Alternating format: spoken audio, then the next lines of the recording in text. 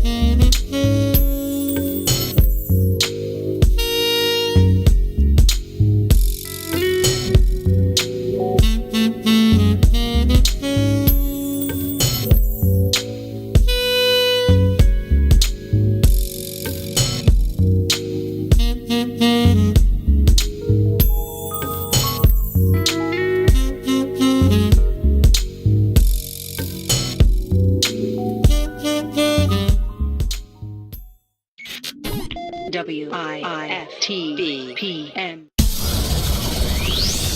Shop at Black-owned and operated Solo Beauty, where you are appreciated and respected. Located at 8158 South Cottage Grove, Solo Beauty can supply all of your black hair care needs. Solo Beauty is open from 11 a.m. to 8 p.m., Tuesday through Saturday.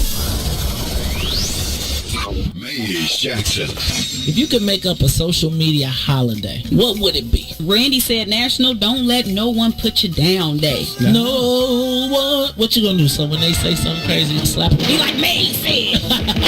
Randy said a Jukathon Day. Man, we about 60 years old. I be done had a heart You gotta attack. get your heart rate up. Okay, not that far. All right, Mario said my favorite one. My friends and I do what we call National Call Off from Work Day. As a business owner, I don't. You don't like that, yeah. I don't like that. Because I'm the boss of this family. We got Marcus Garvey Day from Remy too.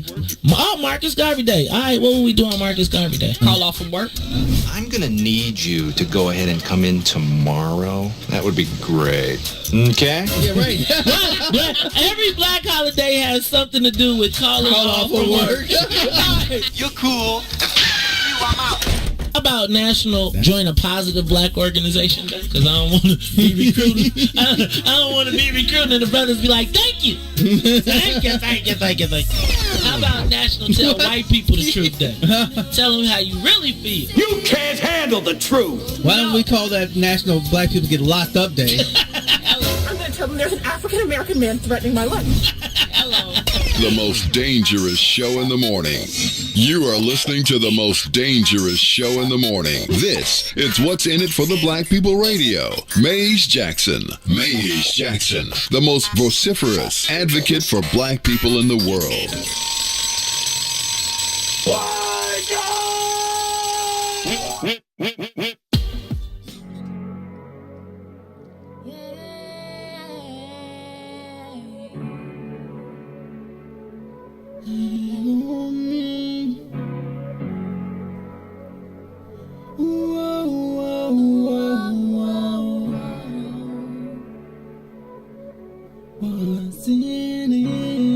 What's in it for the black people? Cause economically we are not equal. Waking up to lies, can't doze no more. I told y'all, yeah, this is a dangerous show. Don't go to church if you ain't trying to help us. Don't even try to be around and can't protect us.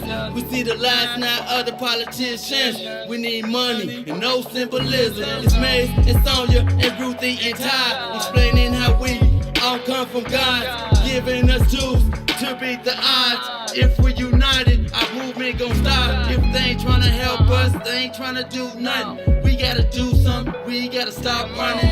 It's time to confront the problem. Really, you expect your oppressed to solve on. What's in it for the black people? All the lies we heard before. Time to pay attention, you gotta do more to listen. Make some action with it on the count of three. Let's Wake up, Chicago. Wake up, world. This is the Maze Jackson Show. I'm your host, Maze Jackson. Got my co-host, Todd Stroger. Todd. Good morning. Hey, man. Happy Founders Day to the men of Alpha Phi Alpha. Thank baby. you. Happy Founders Day. Tuco. You know, it has to start somewhere, right? It has to be right. Oh, here you go. And then the rest of you come on, and you know, I'm all happy for everybody. The first, but definitely not the last. But let me do this. You know what I love about this song? It sounds like it's 1,000 years old. I love men of Alpha Phi Alpha fraternity. You about to get kicked off. No, I just have some family members that are members. Shout out to the New Row chapter. I know the Alphas love Deltas too, but you know I don't want to go too deep into that. Don't go too deep. I'm married to a Delta, but you know what? Shout That's out right. to Maze, could it be any other way? Yes. Well, no. No, it could not. Let me say this. Shout out to the men of Alpha Phi Alpha.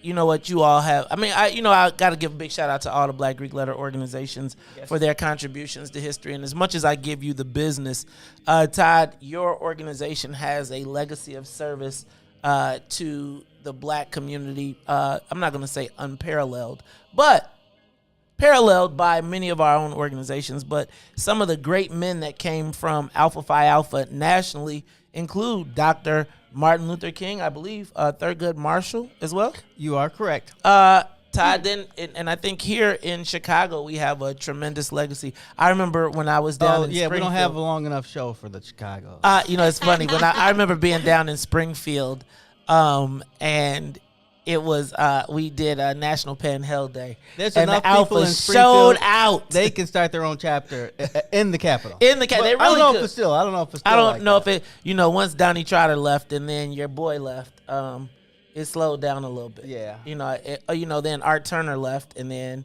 it really kind of got smaller. Art's an Alpha. Oh man, I Art Turner Jr. Yep, he sure is. So shout out to the men of Alpha Phi Alpha. Man, that was super trivially. You be strolling, Todd? No. Okay. Cause y'all see, you know what? Todd was the little guy at the back of the line who was just, going back and forth. I like that little. I like when. Shout out to the Alphas of Todd chapter too at the University of Illinois. Single letter love, baby. You know what? Those guys. We had a lot of fights, but we also had a lot of good memories. Shout out to guys like Alan Bryson and all of them. So, you know what, man? How come all your stories say we had a lot of fights? You know what? Because we fought so much in college. I think, you know why we fought so much in college? Probably because we were in that transitional time when we went from openly pledging to not pledging. And then I think people were trying to get their it's like you fit in this space, and so you couldn't show it by your pledging. You're men of a certain age. Right, yeah. and so because you couldn't get it out like pledging, and you didn't get the props from pledging, then it was like you got your big show after, right? Like if everybody saw you pledging, then it was like there was kind of like not a lot of questions. But when they didn't, then it was like your testosterone was proved on the floor at the Union Party. But anyway, one quick thing. At the Labor Day breakfast, that's the big event for Xi Lambda's chapter. Okay. Xi Lambda, that's your chapter? Yeah. Okay. So there's a ton of people who come. And, at the end, the brothers sing the hymn that's on now. But the interesting thing is, so we're in a big circle around, everybody singing. Left over, right? What? No. Yeah. But all the all the widows sing the song with the brothers. Like they all know the song because they've been to every Labor Day breakfast for like the last 40 years. Okay, that's pretty cool. That's funny. I love singing the frat hymn with like when all the brothers get together and cross up, and it's such a display. You know what? Somebody passed. I cannot remember who passed, but I remember going to that funeral and I was like, Jesus, how many alphas is it? You mean Eddie? Eddie. Eddie Winters. Oh my goodness. No, not Winters. How could I? Jones? The security. Somebody's gonna call me. Yes. Anyway, Eddie Jones, and y'all showed out at that funeral. Yeah. It was like that was. Eddie I was knew like everybody under the sun. It was like the line just kept coming and coming and coming. It was like they pushed the pastor out the pulpit. The choir had to leave. It was the lines. The pews was full. I was trying to slide out, couldn't slide out because it was so many people. Shout out to Dennis Evans too. Yeah. Dennis Evans. You know what? Dennis Evans should make y'all proud. Always representing for y'all, but always representing for black people. All right, y'all. It's the Mace Jackson Show. We got to take a quick break. We'll be back. It's Founders Day for the men of Alpha Phi Alpha. This is probably the last time you'll hear me give y'all this prop. So soak it up now. It's the Mace Jackson Show. We'll be back.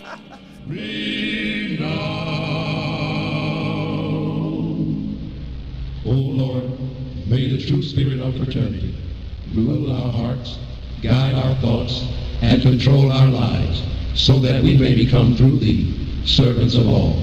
Amen.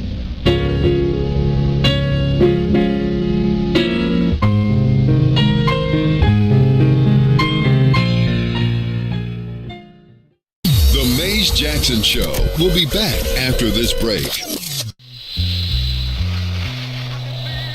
Shout out to the Bigs. They just wrapped up another edition of On the Soil. They talked to Eric Davis.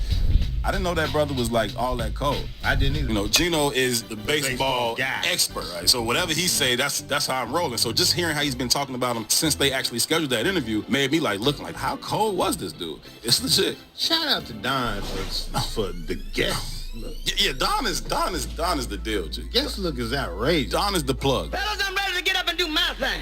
She is the plug. Don is dead at the But plug. Gino and Mace, why are we being left out over here? Well, that's not really true. Okay, well, break it down for me. Oh, a wise guy, eh? What'd she do? She set us up with Scoop. Okay. I've had Scoop's number for a while. Salute. But even like my I'm associates with, Don is like, boom. You know what I'm saying? So I be like, hey, let's get you on the show sometime. I'm like, yeah, let's set it up. You know what I'm saying? Let's talk about it. We'll do. Don like, hey, yo, I need you on the show tomorrow. Like, okay. Sit your $5 down before I make change. Like, it's different. It's different with the big little sis, man. The last of the Gambinos or something. For real. She about that action. So shout out to Don, man. Shout out to the Book of Don. WIIFTBPM. Back to the Maze Jackson Show.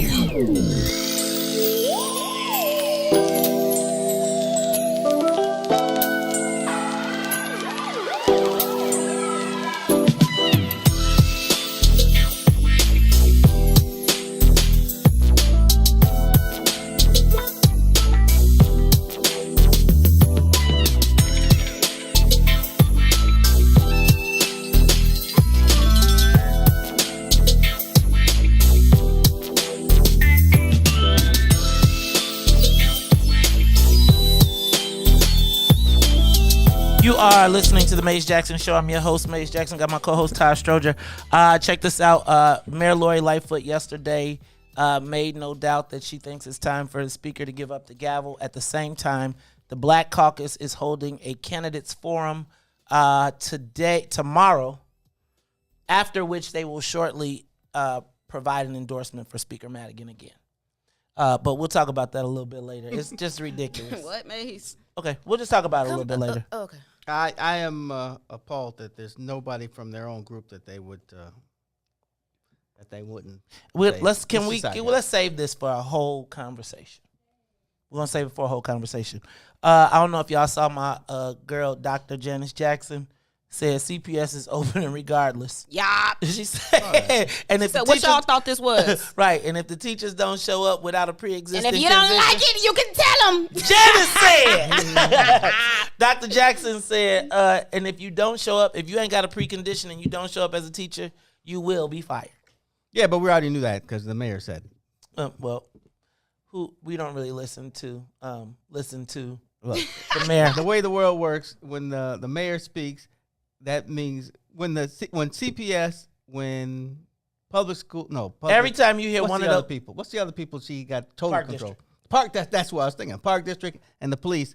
When she says something, police. They all say something. Okay, right. They all say the same thing. Yeah. That's the same thing that John Contazara is saying now, that the mayor is really the chief of police too.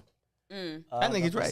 But it's always been that way. Yeah, but I don't in some way. But I don't think that she's like. I think she thinks of herself as the chief law enforcement officer. Like she thinks she's a cop sometimes. Oh, like, I think it's the reason why everybody left. Yeah. Right. She sat in the it's a reason everybody left or was forced out, but it's also why we now are at a murder rate unseen since 1998, which nobody is talking about. Yeah, but I don't think that's got nothing to do with police. That's got to do more with people. I think it has to do with police and people. I think you saw it go down, and now you're seeing it spike, and I think there's a lack of relationship completely. But I'll leave that alone until crazy trends, like the carjackings are happening all over again. The carjackings are, yes, like the story of the firefighter Dwayne. Was it Dwayne Williams yesterday? Who was bless you, Dwayne Williams, who was yesterday stopping at Let's Get Poppin', and was approached by 4 gentlemen in a car in a sedan. They shot him for his SUV in the Beverly neighborhood, 117th and Western. We've had the same problem in our neighborhood. But you know, when it gets to Western, when it gets to 117th and Western, the white people come out. It's gonna be it's the Citizens Patrol is about to be out now. You think I'm playing? 117th and Western, them white guys over there, those coppers, they about to be on patrol. It's a shame though that let me say this. I wish we had the mobilization to police our neighborhoods. Well, they got all the police officers live in the same neighborhood too. That's pretty crazy. Man, and you know the Mount Greenwood guys are mounting up. Y'all, we told you. Why they call them Mount Greenwood, right? Mounted Greenwood, right. How about the Hilton Chicago Northbrook hosted a wedding reception for over 200 people, maskless. Really? Yes, and now the county is going over their booking records to see if they have done this in the case. Okay, I see you, but you don't got a boxer in. All right. Also, the Hilton, ex-presidents are to take the COVID vaccine. Now, I just need for y'all to understand that there's nothing that I trust about George Bush, Bill Clinton, or Barack Obama. They got the best of the medical everything in the whole entire world, and then they gonna think we supposed to stand up there and take the vaccine. Remember when Obama drank some of that Flint water? Or switched it around? Mm-hmm. He did? You ain't never seen that clip? He left. He ain't really drink it. First of all, we know that wasn't the water. Ooh, I ain't think about that. Come on now, this the president of the United States. You think they letting him drink out that sink? Yeah, he ain't drinking Yeah, green. That's what I'm saying. Y'all think they getting the vaccine, water, or they just injecting them with a little saline solution? What they call that? A placebo. Thank you, Ruthie. See your DePaul education. Look at you, big words. No, I just be on Google. The placebo. Yes, that placebo. I think I don't trust that. And so now this is my thing. Now we trust George Bush. The placebo is nothing though. Right, that's the point. That's what they're gonna take. And they gonna be. Swill, please leave out that studio. Man, COVID. Come on. It's the Maze Jackson show. Jesus, I'm just saying. There's a small room. Turn on the TV. Turn on the TV. It's the Maze Jackson show. No disrespect. I didn't mean it that way. I just want y'all to respect to practice the joint. safety protocols. Come on, right. Shoot, I'm all for it. Right. Y'all know Maze work for the CDC now. I know. Madam. Okay. Maybe he works for don't make CIA. me. Well, you work for the CIA. That's right. Don't make me. You just blew my cover. Right. Dang, bro. Todd. No, you blew your cover because you're always supposed to say what? Oh, yeah, you're right. I mean, what? What you talking about? Huh? What? The Biden Black Watch continues. They know they in trouble, and so they gave.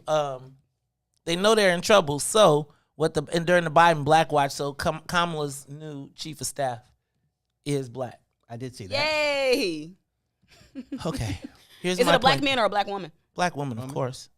But here's my point. Do y'all keep understanding that these are like these? How much staff and what's the budget for the chief of staff for the vice president? Got me. Exactly. Y'all keep going for y'all like, yay, okie dokes. Okie dokes. What, you want to say boo? No, I'm happy for it, but I keep saying like they keep giving us these send-offs. Like, aha. No, I'm with you. Let's keep them quiet. Keep them. Look, Kamala got the chief. Look, and of course, the Let's Wait crew is like, see, I told you. Ciao. I'm still waiting for agriculture. Holding out for agriculture. Holding out for agriculture. Well, they's trying to say Jay Johnson might get Department of Defense, but I just can't see it. And anybody who spells J-E-H is not a black man that I know. No. He as black as you can get. Jay Johnson? He got to be from the South if he spells it like J-E-H? No, it means like it's J as in Jeremiah or something like that. Well, that's even blacker. That means he came from the Bible. Yeah, okay. Let Google J Johnson, please. J-E-H Johnson. And see his background. I bet you it's going to be like, and Jay believes that as an immigrant black American. What, is he from Maine or something? Jay Johnson. Let's see. Did you see Illinois has the highest death toll for COVID in the nation? Wow. See why I'm trying to be like, make your space? Illinois, highest death toll in the nation. Now, I just got to ask. It makes sense in a way. It does? No, I would think more like Texas, but I would think more like New York. No, I would really think more like Florida because they seem like they were out of control. I would think more like New York with everybody stacked on top of each other. Right? With joint, like there's nowhere to move in New York without being an interaction. But Como was kind of tough though. Okay, so JB was kind of tough. Remember? Who they blaming it on now? You know, he started off tough and he got soft in the middle. Like once you got to the middle, it was like He was a this cream is soft. puff. Like, what are you, a Twinkie? Like, look at him, tickle his belly. Woo, woo. Right, tickle me, Elmo JB. Right. It's like them white guys with the guns and flags softened them up real good. They did. They was like, hold on, homie. Let me tell you something. Man, do you know they have JB Pritzker flags now? We hate JB Pritzker flags. Down south? Dang. Downstate, man. I saw some of actually. They done upgraded from the signs. And let me tell you, when you go to the restaurants, when you go to restaurants that are closed now, they all say thanks to JB Pritzker. Like we're closed. Thanks again, JB Pritzker. Like some of the big, he got problems. I don't know if he could be reelected.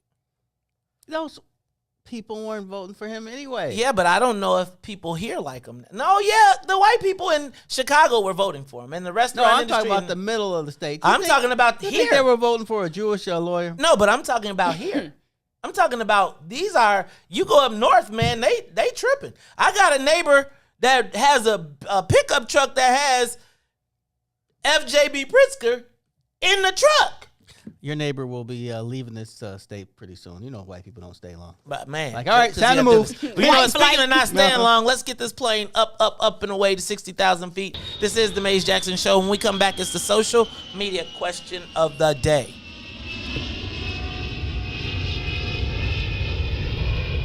The Maze Jackson Show will be back after this break. You're listening to I Said What I Said with Toussaint Warner and Herb Howard.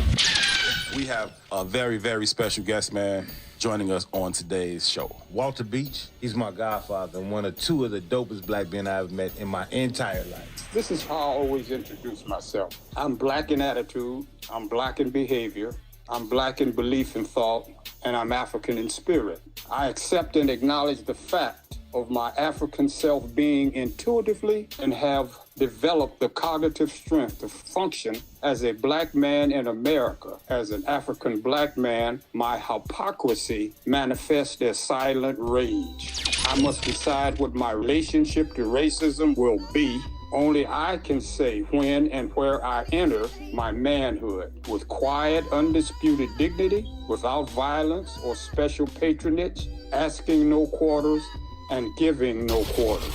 When and where I enter, I take with me my people. That's what the sovereignty that Toussaint was talking about means to me. I'm a sovereign human being. And like he was talking about in that point that we made, and I'ma start when we was talking about all of our species demands to be free. They may not have the power to prevent it, but they just demands it. And that's what they do. That's what the struggle is about.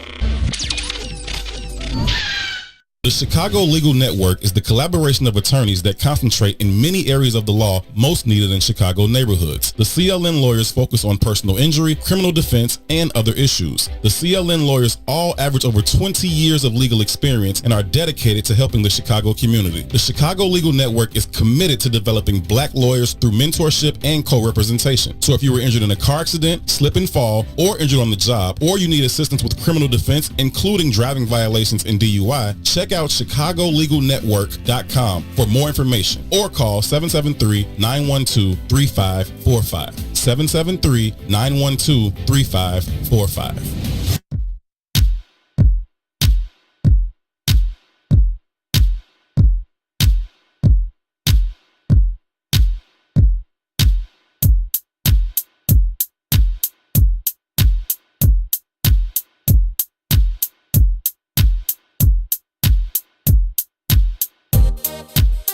What's in it for the black people? What's in it? What's in it for the black people? I'm in it. What's in it for the black people? What's in it? What's in it for the black people? I'm in it. For the black people. For the black people. For the black people. For the black people. For the black people, for the black people, for the black people, for the black people. What's in it for the black people? Let's hear it. What's in it for the black people? Don't fear it. What's in it for the black people? Let's hear it. What's in it for the black people? Don't fear it. For the black people. For the black people. For the black people. For the black people. For the black people. For the black people. For the black people. For the black people. What's in it for the black people? You know it. What's in it for the black people? Let's show it. What's in it for the black people? You know it. What's in it for the black people? Let's show it. For the black people. For the black people. For the black people. For the black people. For the black people. For the black people. For the black people. For the black people. For the black people. For the black people. For the black people. For the black people. For the black people. For the black people. For the black people. For the black people.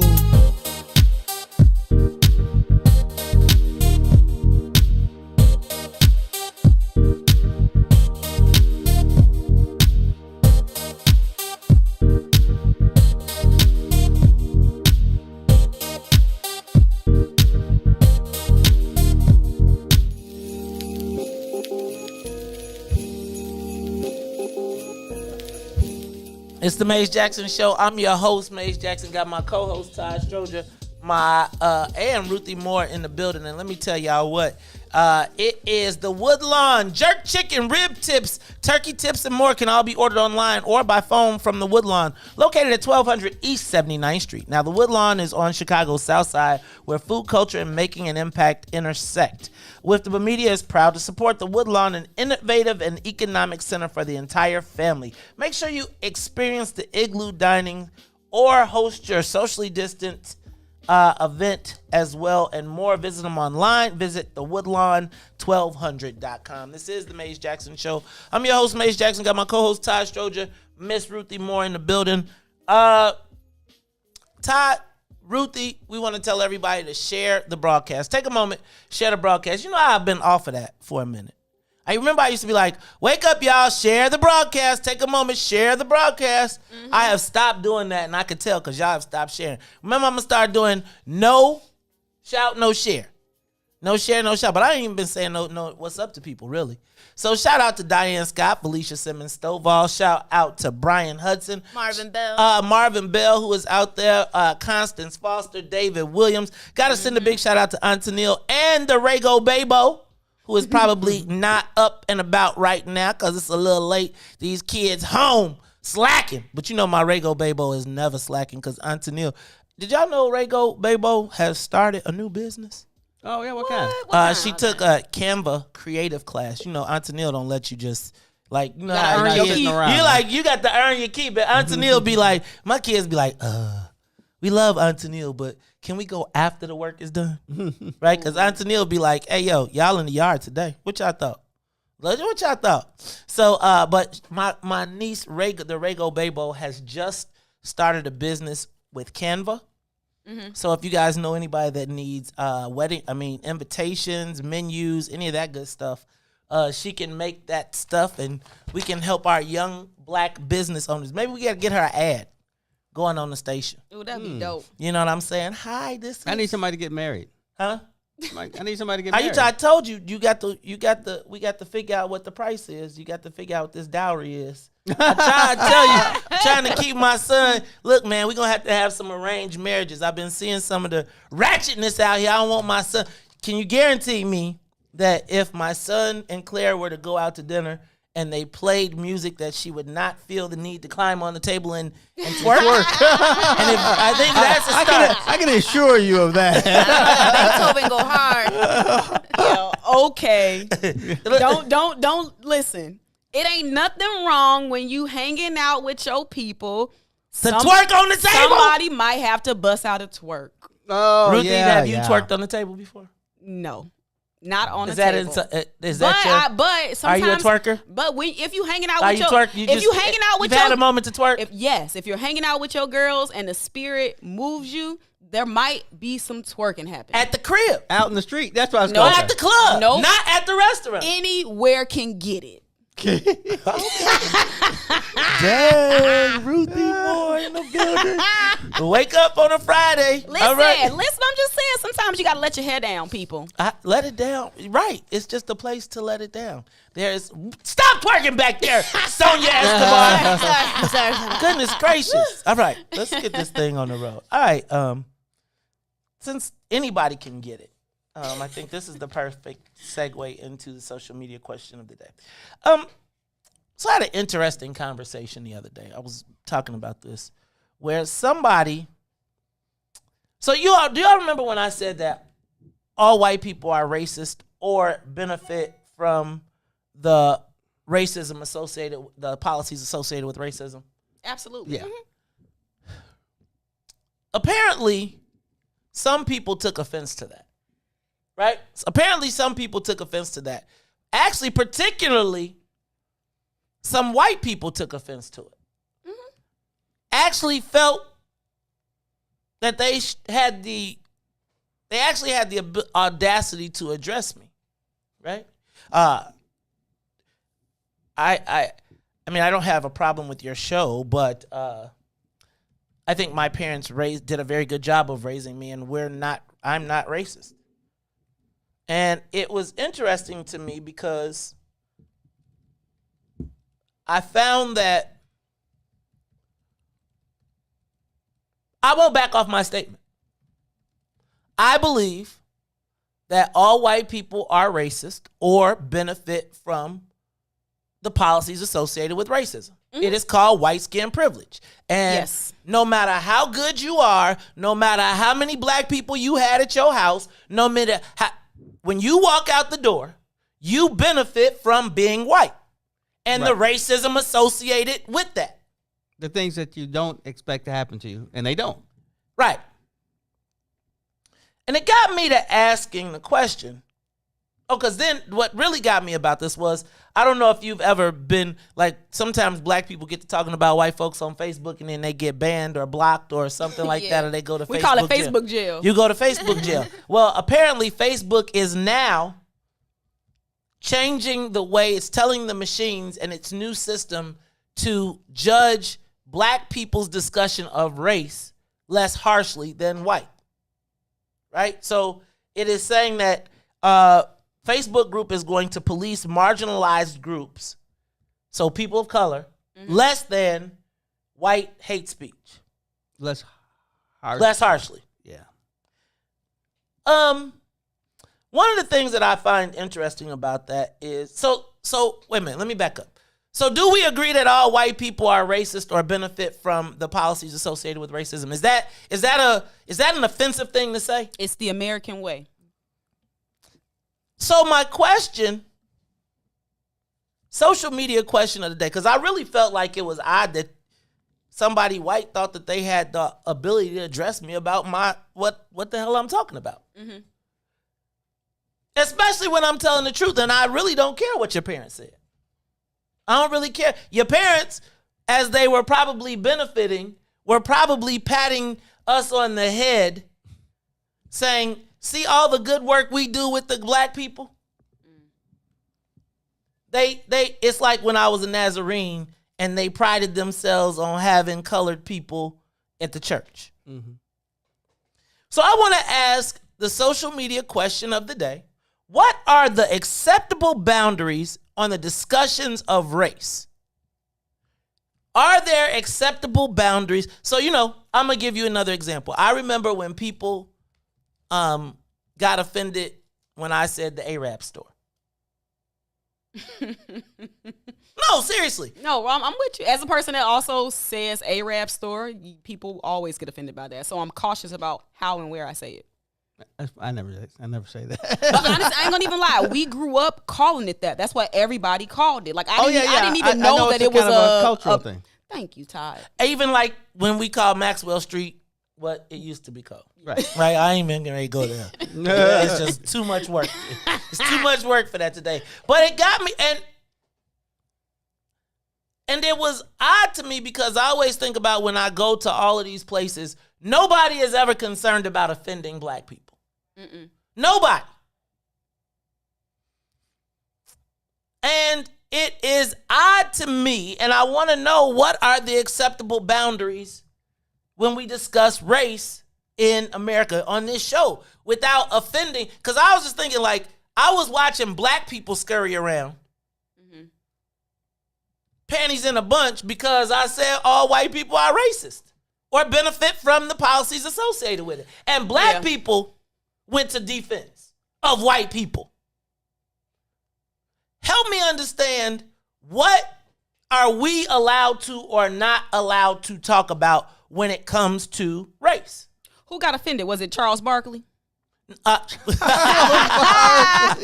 ding, ding, ding. I think there were quite a few people. I mean, some people went Facebook Live about it. I had a business relationship person feel like they could speak, that felt the need to address that and correct me, even as they take advantage of all the black people. So I'm listening this morning to Howard Stern being interviewed by David Letterman. Hold it. Oh, okay. David Letterman was watching Netflix. I was about to have a problem, but go ahead. Yeah, I was watching Netflix. Go ahead. Well, I was listening to Netflix. But either way, and he talks about he's in New York and he's a kid and he lives in what I call the immigrant neighborhood. Who is he? Who? Oh, Howard Stern. Okay. So, that would be Jewish people, Irish people, Italian people live somewhere within a close proximity. And he was saying when he was a kid, and I guess for him, a kid would be probably late 50s. Okay. He says white flight happened. So, he'd say all these liberal people who he lived around, one day somebody would disappear in the night, and the next morning there'd be a black family there. And they would be afraid to sell to a black family and let everybody know. They just run out in the night. And then when everybody saw there was a black family, then everybody else just leave. But they thought they were liberal. Right. And it's right. It's like, I was just thinking about the white guy who had the audacity to come to me talking about what he felt was approved conversation.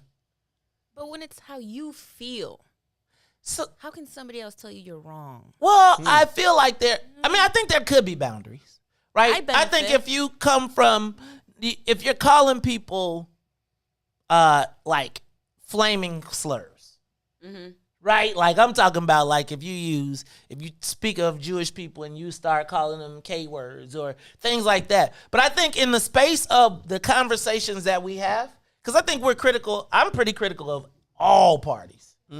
I discriminate equally. That's why I keep telling you, Ruthie, you need to be in the kitchen. We're doing this morning show stuff. It's like, that's probably why you can't get no husband. Because the men out here like, she out here being all liberal. She got an opinion? It's opinion. Right. You know where women's opinions belong, in the kitchen. Tell it to the cucumbers. All right. Black people don't eat vegetables. You crazy. Greens, collard, mustard, turnip. Oh, yeah, you right. All right, now. So, the social media question of the day is, and let's open up the phone lines. Because I was just thinking about it. At work, white people talk about us in code, right? It's clearly racist, but they talk in code, and it's like, don't get so emotional, right? So loud. And I feel like we can discuss race as long as it doesn't make white people uncomfortable about their privilege. And I think we got a lot of black people who are more concerned about making white people comfortable than dealing with the actual truth. See, when you tune into What's in It for the Black People media, we've made a conscious decision. You know how Willie Wilson say, I'm tired of white people telling me what to do with my money. I'm tired of white people telling me what I could do with my mouth. Excuse me. What I can say with my mouth. This is the Maze Jackson Show. We'll be back. The Maze Jackson Show will be back after this break. The Chicago Legal Network is the collaboration of attorneys that concentrate in many areas of the law most needed in Chicago neighborhoods. The CLN lawyers focus on personal injury, criminal defense, and other issues. The CLN lawyers all average over 20 years of legal experience and are dedicated to helping the Chicago community. The Chicago Legal Network is committed to developing black lawyers through mentorship and co-representation. So if you were injured in a car accident, slip and fall, or injured on the job, or you need assistance with criminal defense, including driving violations and DUI, check out ChicagoLegalNetwork.com for more information or call 773-912-3545. 773-912-3545. Boys, step aside. The Radio Rookie is in the building. The Book of Dawn, Monday through Friday, 9 a.m. to 11 a.m. on What's In It for the Black People Media. Are you curious to explore the intellectual currents that channel our thoughts and frame our reality? Have you ever meditated for relaxation and accidentally discovered the universe in the process? These matters and many more you may never have even thought of will be yours to explore as you come with me into Muwakil's world. Every Monday, Wednesday, and Friday from 11 to 1, right here on What's In It for the Black People Media. It's time for the social media question of the day.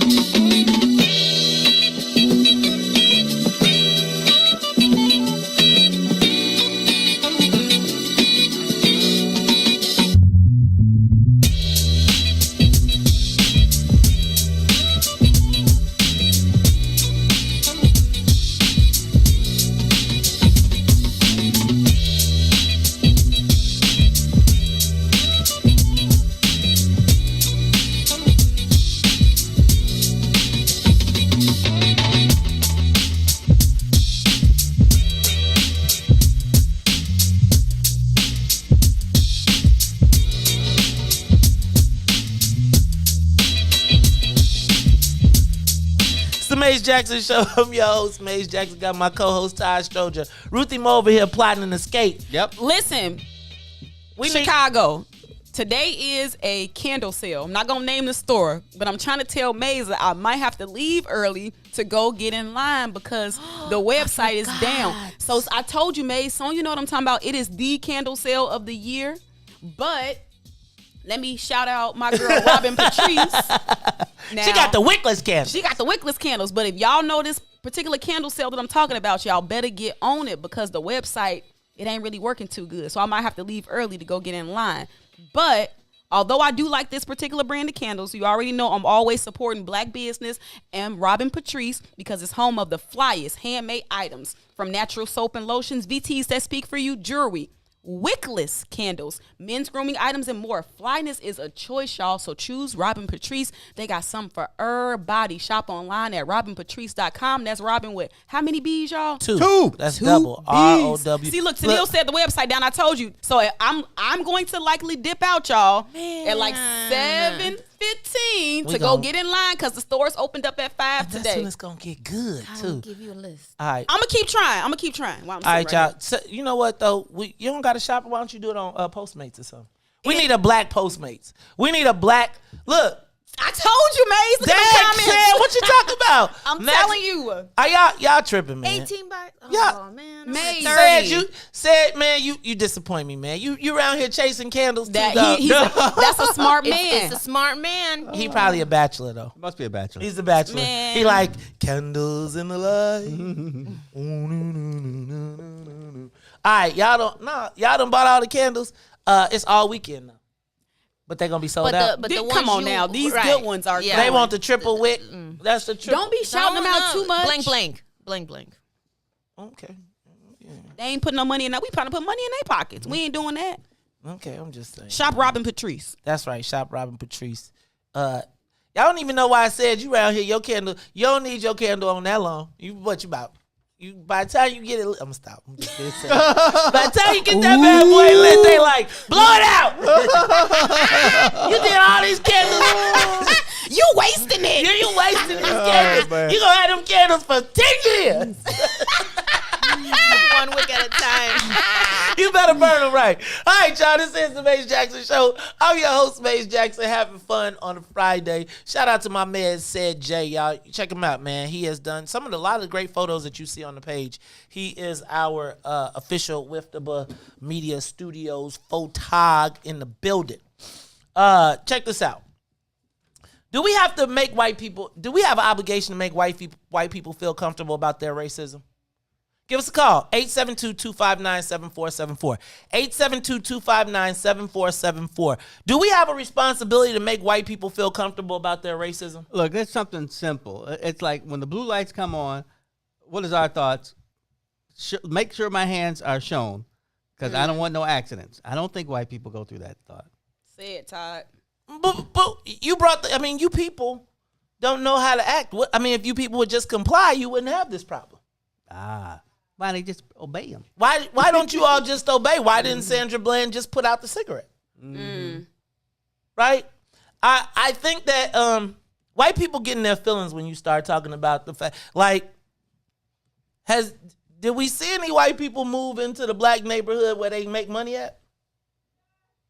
You know what I'm saying? It's always like they drive into town to collect. Right. You drive south to collect, and then you go back to your nice, safe neighborhood where you did, and you talk about all the good work you do with those people down on the south side. Yes?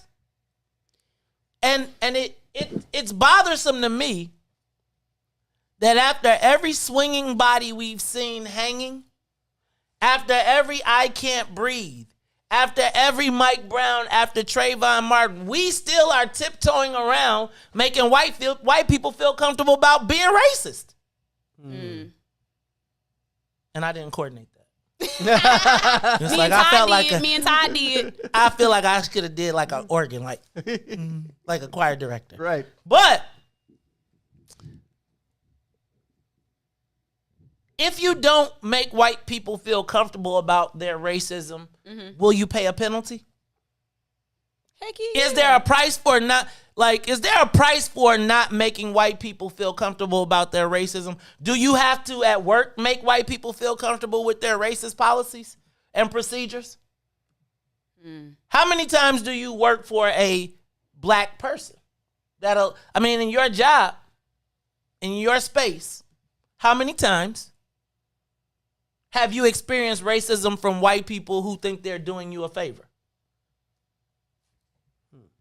Let's go to the live line. Ruby, you're on the Maze Jackson Show. How are you this morning, sis? We miss you. I can barely hear you. Oh, hold on one second. We got to plug you in. Hold on, Ruby. Sonia, don't be looking at me crazy, Maze. Hey, Ruthie, I see you under there. What's going on? All right, y'all, hold on. We are asking a social media question today. Give us a call, 872-259-7474. Do we have to make white people feel comfortable about their racism? Ruby, you're on the Maze Jackson Show. Good morning to all of you all this morning. And no, we do not have to make white people feel comfortable about their racism. That's none of my business. I think they need to stay in their lane and focus on their own people. Go talk to your grandmother, talk to her, and tell her to stop making you feel uncomfortable. And I just want to say, remember back in the day when In Living Color had that show, and one of the Wayans sisters used to come on and say, "Don't you say nothing about Miss Jenkins." You know, she used to fall out almost if you talked about it. That's how a lot of black people feel about white people. Like, you better not say nothing about them white people. Hey, Ruby, have a good Friday. Thank you, Ruby. We appreciate you. Hey, make sure you follow us on Facebook. Hey, y'all, get your Facebook, your YouTube. You better follow us. Get your social media on, because I'm telling you, you got to make white people feel comfortable about their racism. Let's go to Jim. Is that Jim from Elgin? Jim, are we obligated to make you feel comfortable about racism? You know what, Maze? You are not. And I'm from the South Side and from near the Mount Greenwood neighborhood. And I just want to ask you, yesterday, we lost a dedicated veteran of the Chicago Fire Department. Can you tell me what we should do? Can you tell me the 4 young men that took this dedicated officer's life. What should we do? And you talked a little bit earlier about the folks in Mount Greenwood, that they're going to rise up. Why aren't we all rising up? Why aren't people in Chatham and Pilsen and Inglewood? And why did it have to be the Mount Greenwood people rising up? We should all be rising up. You talk about 700 murders. Where are your politicians? I agree with you. You have a platform, and it's fantastic. I don't agree with you all the time, but you hold people accountable, Mr. Jackson. I want you to hold politicians accountable for 700 murders. A dedicated fireman getting some popcorn. What are we going to do? When are we going to stand up? I'm going to tell you, we work every day. First of all, Jim, thank you for your call. Thank you, Jim. I'll tell you, I appreciate. I thought that was Jim from Elgin. It is not Jim from Elgin. I'm going to tell you that I think we try to hold people accountable every single day. Not just white people, black people accountable for what happens in our communities. I think as it relates to those 4 gentlemen who slayed a man, at popcorn for feeling the need, that goes to a whole nother set of issues and values. A denigration that has occurred in our community, a starving of resources, and what you're now seeing as those communities that you just referenced starving, that those people that are starving in those areas are now starting to get, it ain't nothing to prey upon in our neighborhoods anymore. You done took everything. They done. You've lived in your nice, comfortable location, and what you're finding out is the same things that we've been trying to stop in our neighborhoods. When we say we want police, when we say we want the same resources in our neighborhoods being choked out, well, there's nothing for us to take. There's nothing else for them to choke out in our neighborhoods. So now they're expanding out into your spaces, and so now what I gotta say is, what are you gonna do? What is not just black politicians, but what are the white folks that have taken and split up the resources that we haven't had? What are they going to do right now? And I'll tell you, we're going to talk about black people holding people accountable, because the main culprit of theft of resources from all of us is being protected by black politicians. We'll talk about that when we come back. It's the Maze Jackson Show. Y'all go get Ruthie some candles, because I'm about to... No, I got it. I'm staying. I'm good. All right, it's the Maze Jackson Show. We'll be back. Greetings, family. I am Salim Muwakil, and I welcome you to Muwakil's World. I'm going to chop it up with Dr. Lance Williams, professor at Jacob Carruthers Center for Inner City Studies, and one of the most knowledgeable scholars of Chicago's street organizations. During the doo-wop era, you wouldn't be doing no doo-wop about what you was doing in the street. That was improper. What made rap so unique was that for the first time, this is how we actually are living, especially at the bottom. So what happens is it becomes so popular because it's so raw. And ultimately, rappers realize that this is what sells, and this is what the industry wants. So even guys who don't authentically have those experiences, and young women, are rapping about it and having success. And after years of now this happening, it becomes known that, hey, this dude ain't really no real gangster. You know, this is a studio gangster. And what it did was music lost credibility because people thought they were listening to real gangsters rap. The sales of the music, which basically was being consumed by white suburban youth, this was their way of, it was a voyeuristic way of experiencing the hood, which they've always been fascinated with, without actually putting your life in danger. So you can listen to it, but once they found out, oh, these dudes ain't real, then even they stopped buying it. What's going on in the streets today? Because what the industry did was they realized, hey, the studio gangster thing ain't gonna work. So guess what? Let's go get some real gangsters that got the real credibility. But you know, when Chief Keef and these guys, so what we have expressed in the music scene today, when you deal with either, you know, trap down stuff, but particularly drill music is the hot music. That's right. Nationally, right? And internationally. And internationally, right? Which started right here on 63rd. O Block. So it's a shooting culture. So that's what they're rapping about, and that's what is hot, right? And so we saw the tragedy. Fratricide is hot. Yeah, that's what the tragedy of King Von, right? Of him, you know, he's a real dude. Now what happens is, because that's the model of success, everybody is following that, so everybody wants to be a shooter now. And what it's doing is it's driving a lot of the violence. In any culture, your music and your entertainment is a part of your cultural expression.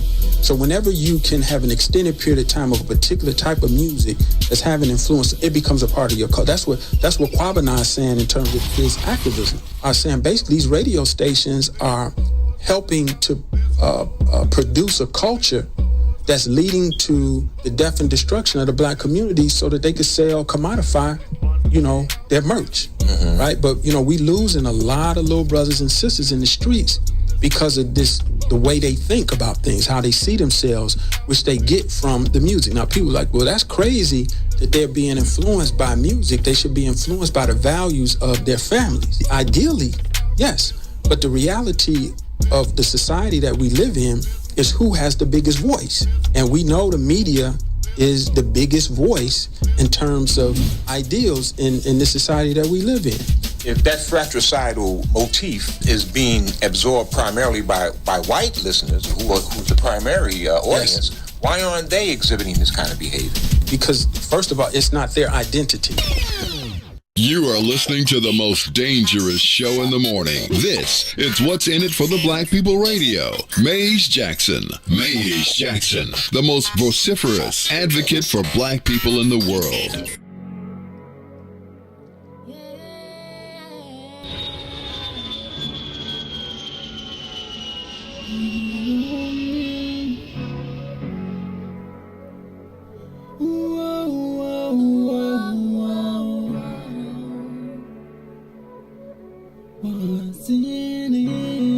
What's in it for the black people? Cause economically we are not equal. Waking up to lies, can't doze no more. I told y'all, yeah, this is a dangerous show. Don't go to church if you ain't trying to help us. Don't even try to be around and can't protect us. We see the lies, not other politicians. We need money and no symbolism. It's Maze and Sonia and Ruthie and Todd explaining how we all come from God, giving us tools to beat the odds. If we're united, our movement gon' stop. If they ain't tryna help us, they ain't tryna do nothing. We gotta do something, we gotta stop running. It's time to confront the problem. Really, you expect your oppressed to solve on.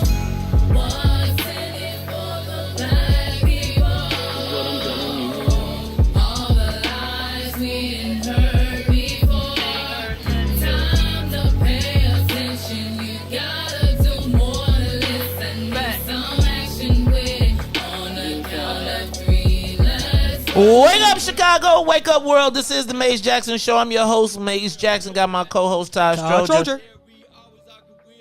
I got my little Keisha over here. Ruthie Moore. Keisha, did you see New Jack City? God, it's been so long. Okay. Well, do you remember? That's Keisha. No, I'm not. That's Keisha. Rockabye, baby. Right, Keisha. Oh, she's the girl with the gun. Yes. Oh. Okay, the gun. Yeah, I remember her. I also want to encourage you all. It's Friday. Take a moment to. It's Giving Friday. So give to Wiftable Media. Give to Wiftable Media. It is. You can go to. We are available on PayPal and Zelle. You can go to admin@wiftablemedia.com if you're on Venmo. Or Cash App, it's Wiftable Media. That's WIIFTBP. Don't forget the T, the B, and the P. Wiftable. Wiftable. Okay, beat with the beatbox. Mm-hmm. You Dougie unfresh. Which beatbox style did you prefer? The Fat Boys or the Dougie Fresh? What was the difference between them? Which one was that? The first one was the Fat Boy. First was yeah. Right? And then it was Dougie Fresh with the yeah. You remember that? That is not how Dougie Fresh sound. That is not how Dougie Fresh sound. But I got the gist of it. I got the gist. I was a Dougie Fresh style. I couldn't do the I could do that one better than that one. Yeah. It sounds like you smacking on some food. That's how like Dougie Fresh be like. All right, y'all. It is time for. I want to talk about. We was talking about New Jack City. Perfect analogy. Black people are being held up once again to save Speaker Madigan. So did you hear that the Illinois Legislative Black Caucus is now hosting a candidates forum for Speaker? You think Madigan's going to show up? Yes, he already said he was going to show up. Oh. Madigan has already said that he's going to show up. First of all, let's be clear that we are about to see the mastery of the dog and pony show. So, yesterday, the Illinois Legislative Black Caucus announced that they are going to have a candidates forum for people who want to run for Speaker. Now, let's be clear. Okay, I got it. Let's be clear that what this is. Okay, so remember, we've all heard that the Speaker does not have email, but you have to, if you are interested, you had to submit your interest via email. So that means that he does have an email. Let's be clear. Hey, just ask one of the kids. Come on. Send this in for me.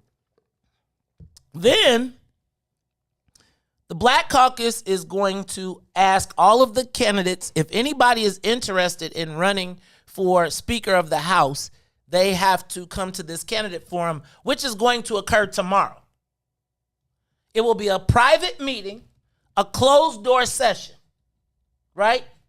So we as the public, which we never have had the privy of knowing what's going to happen, or having the privy of being at a caucus meeting, will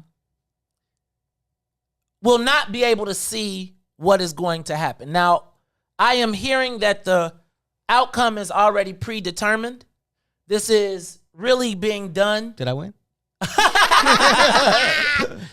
No, not if black people are voting. Black people will never win.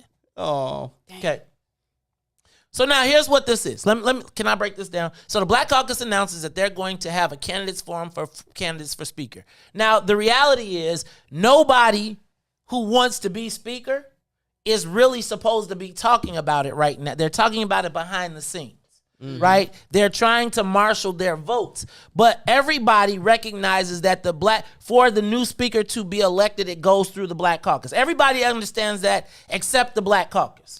I think it should be just the just the opposite. I think that what the Black Caucus should be trying to do is they should do a Maryland move.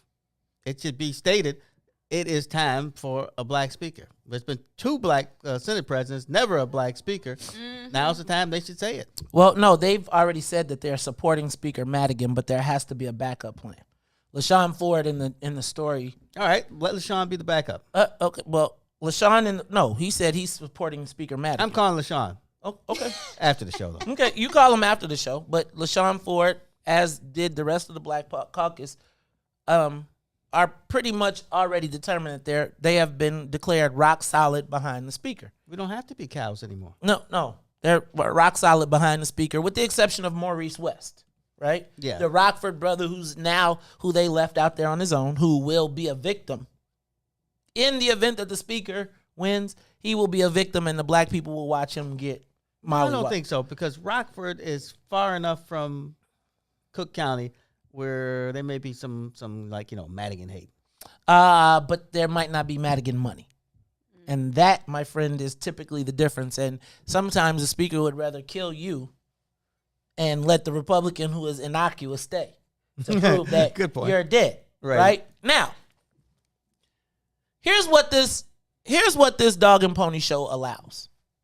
What it allows is so everybody recognizes anybody that plans to be speaker at any point or has any desire to be speaker now has to submit, because if you refuse to attend the Black Caucus candidate forum, then you essentially are saying screw their 20 votes.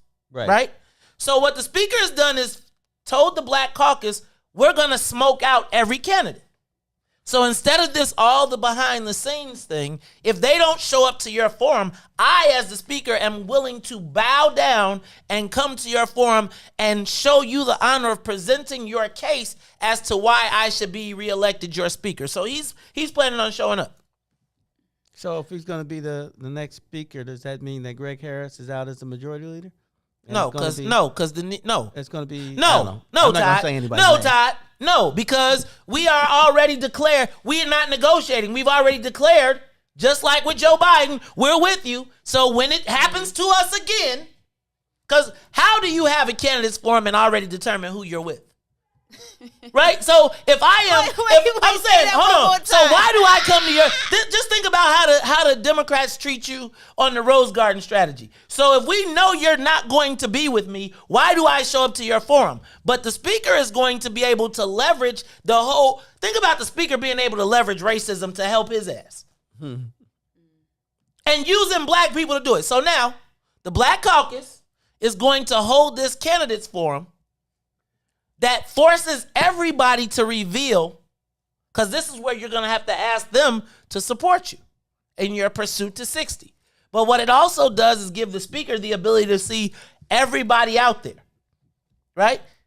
Because if you don't show up, then you can pretty much say you ain't going to get the Black Caucus votes, quote unquote. But let me tell you what it also does. Remember how the speaker canceled session so that they couldn't go to Springfield because they couldn't do it? Right.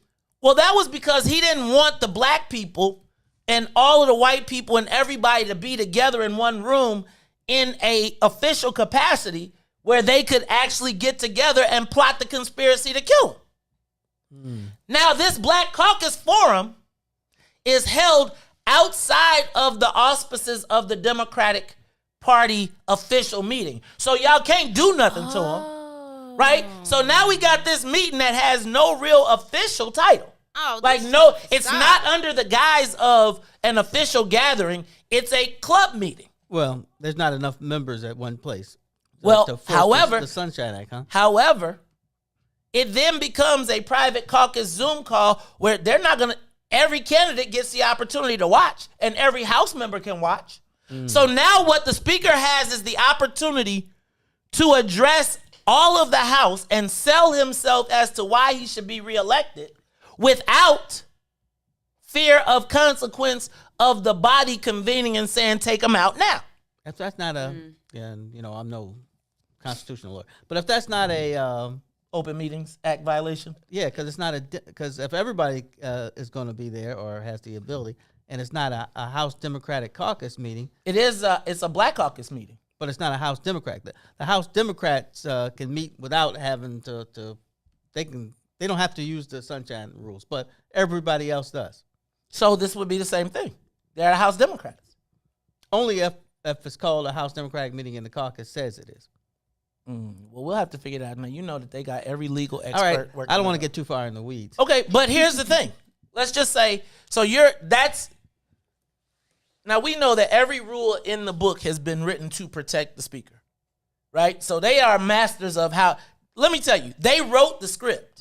They said, Black Caucus, get y'all butts here. This is how you're going to demonstrate that you're going to protect me. And then here's what the presumptive outcome is. If you read Capital Facts is already saying that the speakers, Steve Brown has already said that they fully expect that the Black Caucus will issue an endorsement for the speaker hours after the caucus meet, after this. So they don't even know all the candidates. They don't even know everything. Wow. So think about this. There could be more indictments. There could be way more. And the black folks are going to jump on the ship before they even see what's happening. They trust him. No, they don't trust him. He has paper on everybody. So what happens if they do pick me, though? Are you black? Did you not look in the mirror this morning? Did you not look in the mirror? If the easiest way to be ignored by the Black Caucus is to be black. It's the Maze Jackson Show. We'll be back. The Maze Jackson Show will be back after this break. Introducing your trusted source for high-quality black emojis, better known as Blackmoji. We believe black is beautiful, and that beauty should be reflected in the digital market. Now there is an app that does just that, starting with Black Greek letter organizations. Blackmoji D9 offers more than an emoji app. It is a cultural experience of black excellence. Download the app in the Apple or Google Play Store to access a specially curated catalog of emojis representing the Divine Nine. Use the emojis to celebrate Black Week events, acknowledge current events, support social causes, and learn about esteemed Black Greek members who blaze the trail of Black history. A portion of every subscription goes toward a scholarship fund specifically for members of Black Greek letter organizations to help keep the legacy alive. Download the Blackmoji app today. Call in and say it with your chest. 872-259-7474. That's 872-259-7474. Give us a call and say it with your chest. 872-259-7474. Alpha train is a slowly coming. I gotta keep on pushing. The Alpha train is a slowly coming. I gotta keep on pushing. The Alpha train is slowly coming. I gotta keep on pushing. There's some alphas in this house, and the train is pulling in, and the train is pulling in, and the train is pulling in. There's some alphas in this house, and the train is pulling in. Alpha Phi Alpha, black and old gold. There's some alphas in this house, and the train is pulling in. And the train, the train is pulling in. There's some alphas in this house, and the train is pulling in. Alpha Phi Alpha, black and old gold. A Phi.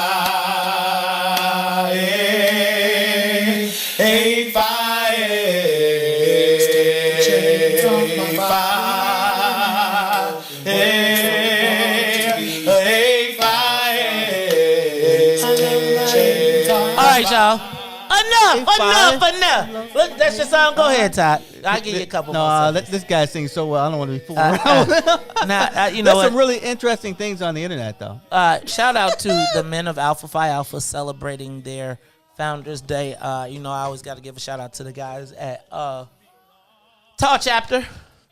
Sorry for the door, man. Sorry for the door. I don't know what he's talking about. And about the barbecue grill. It was kids. We were young. All right? Just, you know what I'm saying. Yeah, we all grow up. We all grow up. Hey, shout out to my man Alan Bryson and all of those guys down at U of I. Shout out to Alderman Howard Brookins. He's a member of Alpha Phi Alpha. Shout out to my guy Stanley Moore. Shout out to State Rep LG Sims. Goodness gracious. Y'all it's got a lot of alphas. It's a lot of alphas. A lot of alphas. The road is short, though. Don't got to, you don't got to put that wood. Until the day I die, said, zoom, zoom, zoom. My brother. I love my black and gold. I got the fever. Go ahead, get us this party step. The fever down in my soul. That alpha fever. Zoom, zoom, zoom. My brother. Of course, I sing better with like 50 people with me. That was really nice, Todd. Thank you for singing along. Yeah, and shout out to I love my A5. Bueller and this Bueller and the Alphas. That's all right. That's all right, because when the bros come through, we finna y'all know I'm gonna have a whole step show in this mug now since you did all that. It's the Maze Jackson Show. Shout out to Todd Stroger and the men of Alpha Phi Alpha as they celebrate their, what is this, 06, so what is this for y'all? Man, that's high math. 116? Whoa. What year is this? Oh, yeah, that's right. 06, 114. That's 114 that's a years. long time. Yeah, that is a long time. It is a long time in black life, ain't it? It definitely is. I mean, I think it's funny because a lot of people don't recognize the long-term contributions of Black Greek letter organizations, and we are some of the oldest still existing and thriving black organizations ever on this earth. All right. Right. And 1906, I was listening to something. And they 1906. You wasn't even a twinkle. No, in your I was listening to great-great-grandmama's eye. 1906. I was listening to something, and they said Walter White. And whenever I hear Walter White, the first thing that comes to my mind is the NAACP. Oh, I always think of. I think Breaking Bad. That's what I was thinking. Well, that's what they're always talking about. But Walter White was the executive director for the NAACP, besides being an Alpha brother, for like 25 years. But the interesting thing about him was he looked like he was white. So he was an investigator, and he'd go down south, and he'd mingle with the white people, and then he'd hear what they were going to do, and then he could, they could put a case behind the against door. him. He was sort of like the spook that sat behind the door, the light skinned spook Except, that sat behind the door. No, he was the guy who had to run out of town once they figured out he was black. That's what Let me touch your hair. They weren't trying to cut his hair. They were trying to. All right, y'all. Yeah. All right. Speaking of cutting, nuts, hair, capons, steers, bulls, whatever you want to talk about. It's so. Remember when I told y'all yesterday? I really be I'm on an emotional roller coaster with black politics right now. I am. I'm on an emotional roller coaster with black politics because the concept that the savior of white power is black people in Illinois is crazy to me. I was talking to somebody about what this. do that kid say? I was talking to somebody, and basically we came to the conclusion that the reason the Black Caucus sticks with the speaker is because when they ask him for something, it's very rare that he says no. Now, the question is, are they asking them for the right things? Are they big enough ideas? And probably not. Todd, the Black Caucus,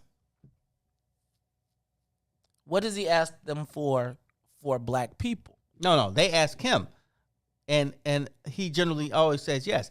But to are 2 they out of 5? asking him? But are they asking him for the things that help the greater group? No, they ask for 5 jobs and take 2 of the 5 and then say, y'all should be happy that we gave you 3 jobs. That was actually the governor, but I'm not going to But split he hairs. went through the speaker. I'm not going to split hairs. Okay. Well, I'm going to split hairs because that's my brother. You only today. got a few. He's my brother.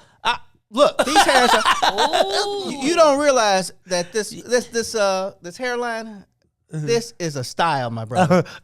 I'm bringing this back. So, I guess the question becomes, give us a call, 872-259-7474. What am I missing here?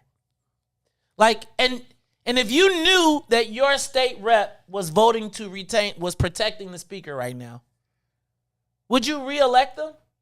How do you feel about, like, should we be letting our state reps know? Because think about this.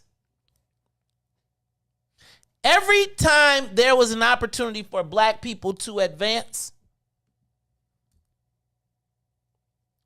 the speaker put a roadblock in the way.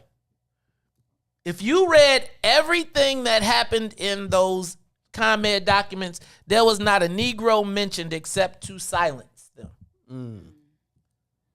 So now the fact that he is relying on, that these white boys are relying on black people to save them, you got to tell me, Todd, that when they go to him and ask him, what are they asking for that has benefited our community? What has benefited black people? Because when they go to them, they go to him to ask for themselves. Mm-hmm. They don't go and say, hey, my community needs a new, unless it's Howard Brown. So they give us $15 million to give to the white people, to get the white people rich. They can put it in our neighborhood, but they got to make the money on it. I think when you look at the fact that how many scholarships and how many internships did he give those Black Caucus members in Springfield when we were reading all of those lists of all the stuff that they were demanding?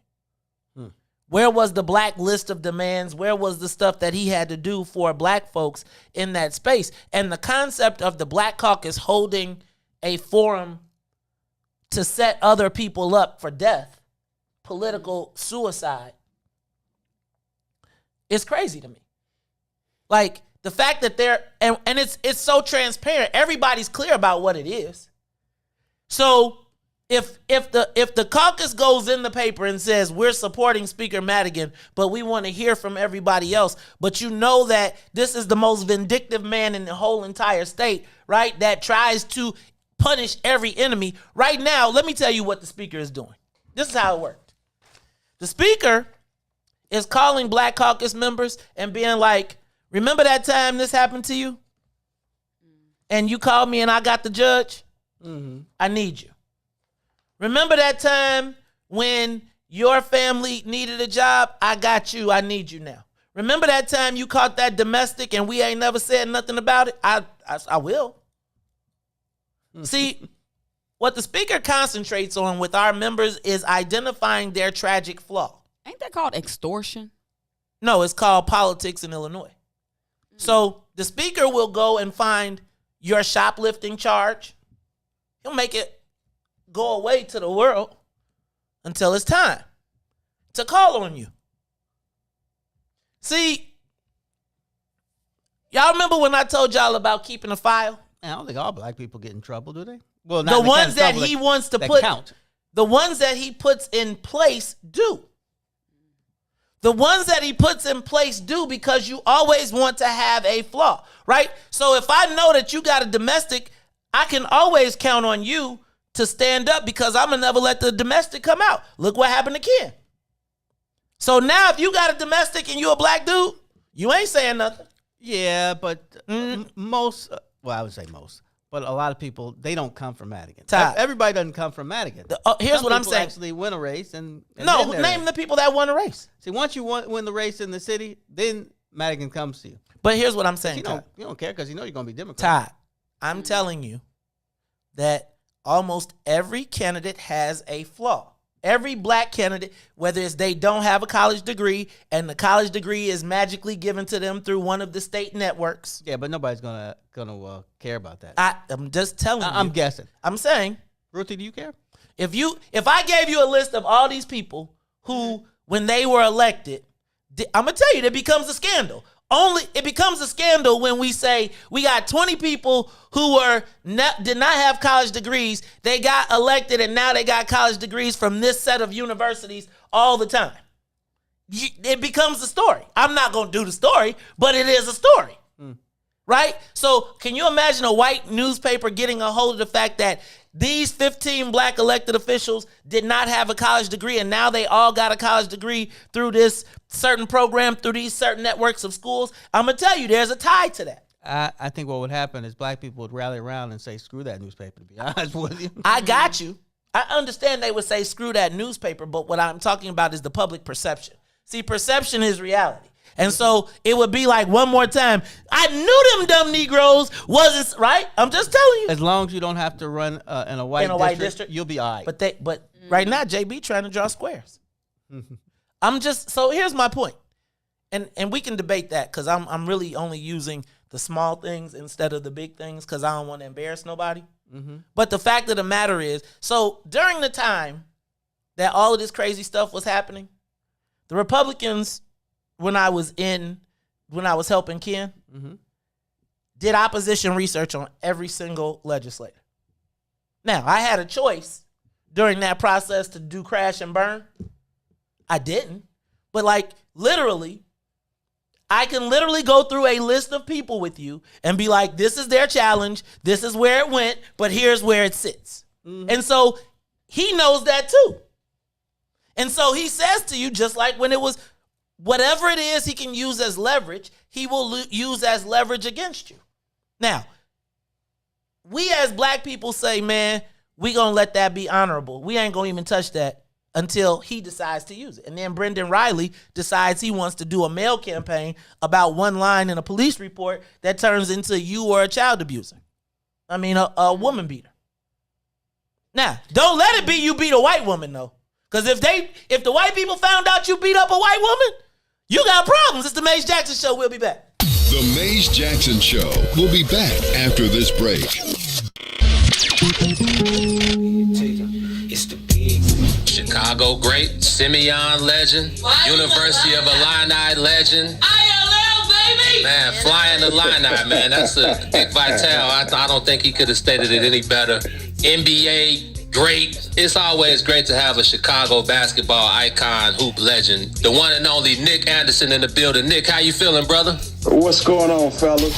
From that day I got drafted till we are sitting here in front of each other today, I'm thankful and I'm grateful that my mom has never worked another day in her life. People don't know. I can remember the conversations that me and Benji used to have all the time, that we were going to buy our mom a big house and a pretty car. It was so unfortunate that he wasn't here to live out that dream, but I lived out the dream for me and him. As you know, Benji wore number 25. I wore number 25 my entire college career and my entire NBA career because of Benji. You think about all the guys that came out of Simeon and went down to the U of I that wore number 25 after me at the University of Illinois. And then you have to give love to Newt, Juwan Howard. He wore number 25 at Michigan. We carry that name on. That legacy is still being carried today. It is. Yeah, absolutely. You see D Rose wearing 25 now. It's special. That means something to me. And that's something I will always carry with me. The guys at Simeon that wear 25, all of the guys at Illinois, Deion Thomas, Brian Notary, all of those guys up until now, and like you said, in the league, we see Kendrick Nunn. Jabari had number 25 stitched in his shoes when he played for the Bulls. Yes, sir. It's a Chicago thing, man. I feel like we wear Benji, however we can represent Ben Wilson, we do it. I remember Common, one of his famous albums, I think it was One Day It'll All Make Sense or something, and he had a whole 4 bars about Ben Wilson, and it kind of just took me back. It's like anytime you hear a new Ben Wilson story, or anytime you hear the name Ben Wilson, it just resonates like none other. So I'm glad that you were able to start that whole, and I don't even want to call it a trend, because it's definitely more than a trend, Oh, exactly. It just carry on. One of the greats, one of the special ones. He will always be talked about.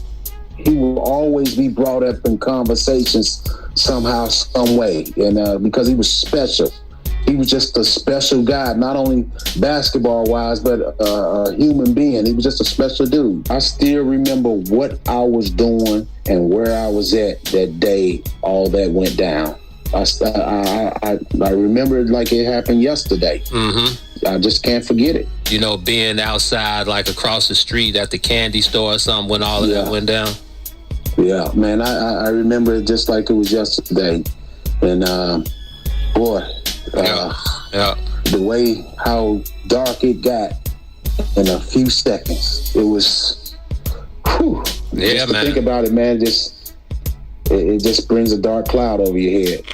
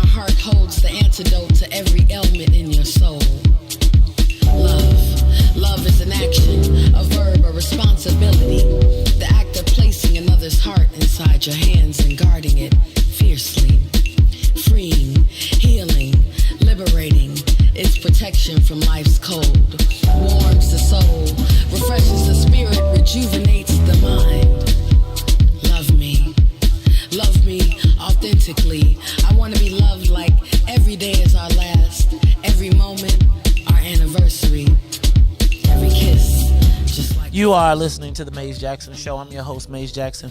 I can't wait till 8 o'clock because we're going to lighten it all the way up. That Black Widow hitting.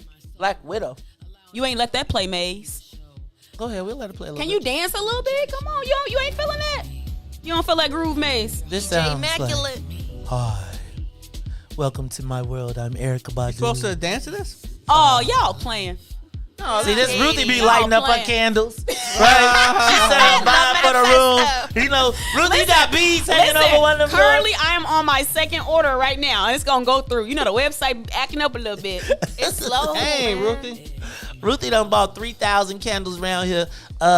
Okay, I'm gonna stop. I have jokes, but I'm going to let them be. Thank you, sir. All right, I'm gonna let them be. All right, check it out. Y'all, what am I? Shout out to Black Widow. Am I? Todd, what's the matter? What's the matter with Well, our the people, show's only got an hour and a half left. What? Good one, Todd. What's the matter with our people, man? I mean, what are we? What am I? I mean, the concept, Beulah, and we're not talking to you since it's Alpha Day. You can go call all the alphas you want to. Beulah and the alphas, whatever. But what is it about us? What is it about us? What is going on? This is my thought, and this is just Todd philosophy, is that we have been trained to realize that we ain't giving up any more of this pie. So we all fight over the same slice of pie, and so we become enemies, and we never ever seem to have enough people who will work together to try to get the biggest piece of the pie. So we fight over the little pieces, and you're not really going to get much done when they know that you're never going to unite. That's why I talk about Harold Washington. I mean, that was the one time I really saw everybody. When I say that, I mean like the registered voters. Literally, the black wards had like 98% of the people who were registered to vote. Yeah, What does it say? Let me ask you a question. Black people, do you care about Mike Madigan? I was wondering. Maybe I know I'm overconsumed. I know I am. I'm saying I take it I'm going to tell you. One of the reasons I am, and I need to say this, and I want black people, particularly black elected officials and black folks, y'all know I was supposed to be gone.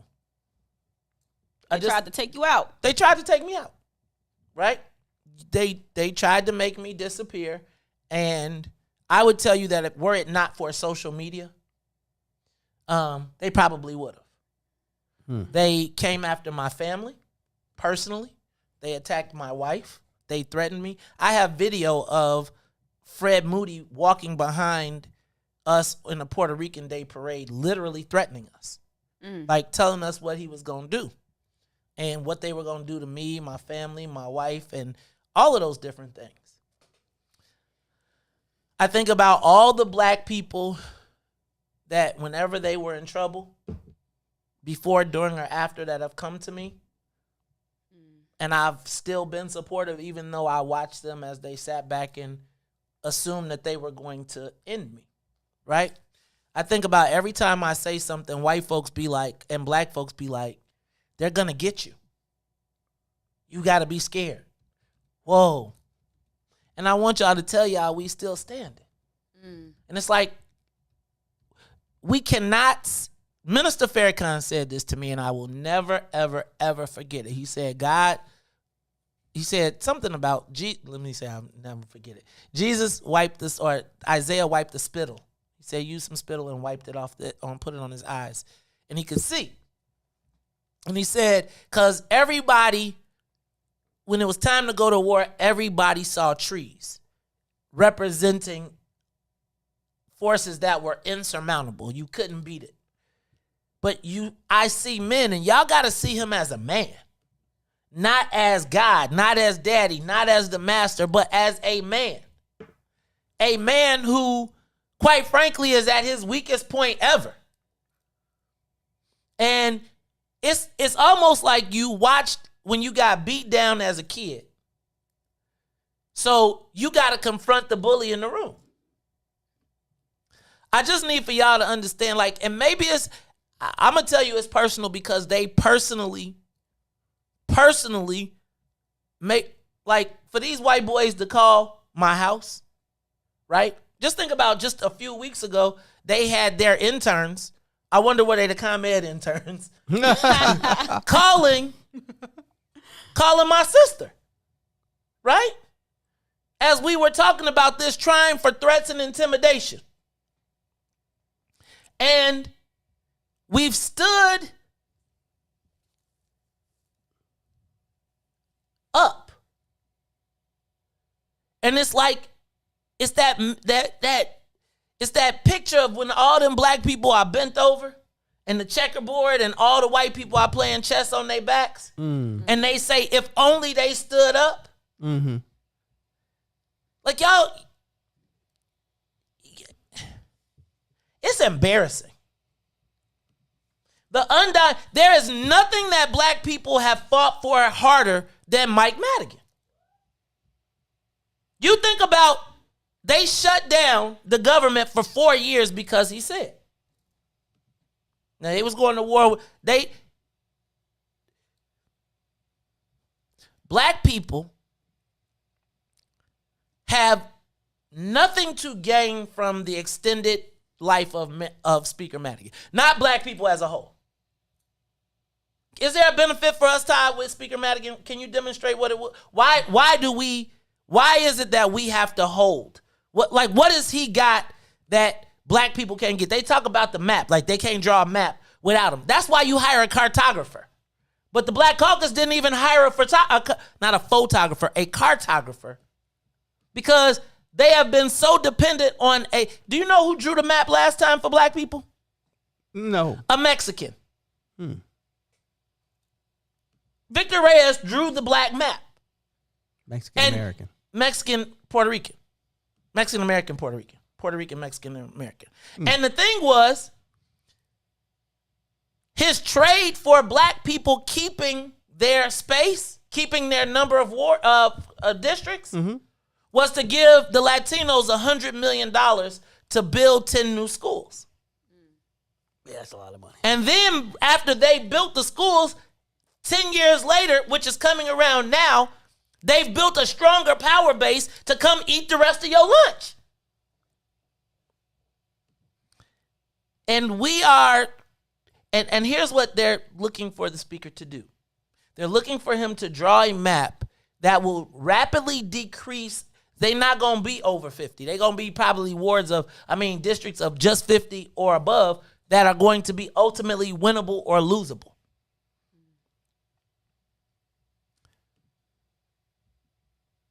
The fact that the things that are going through their minds right now is, I ain't never had to get my petitions.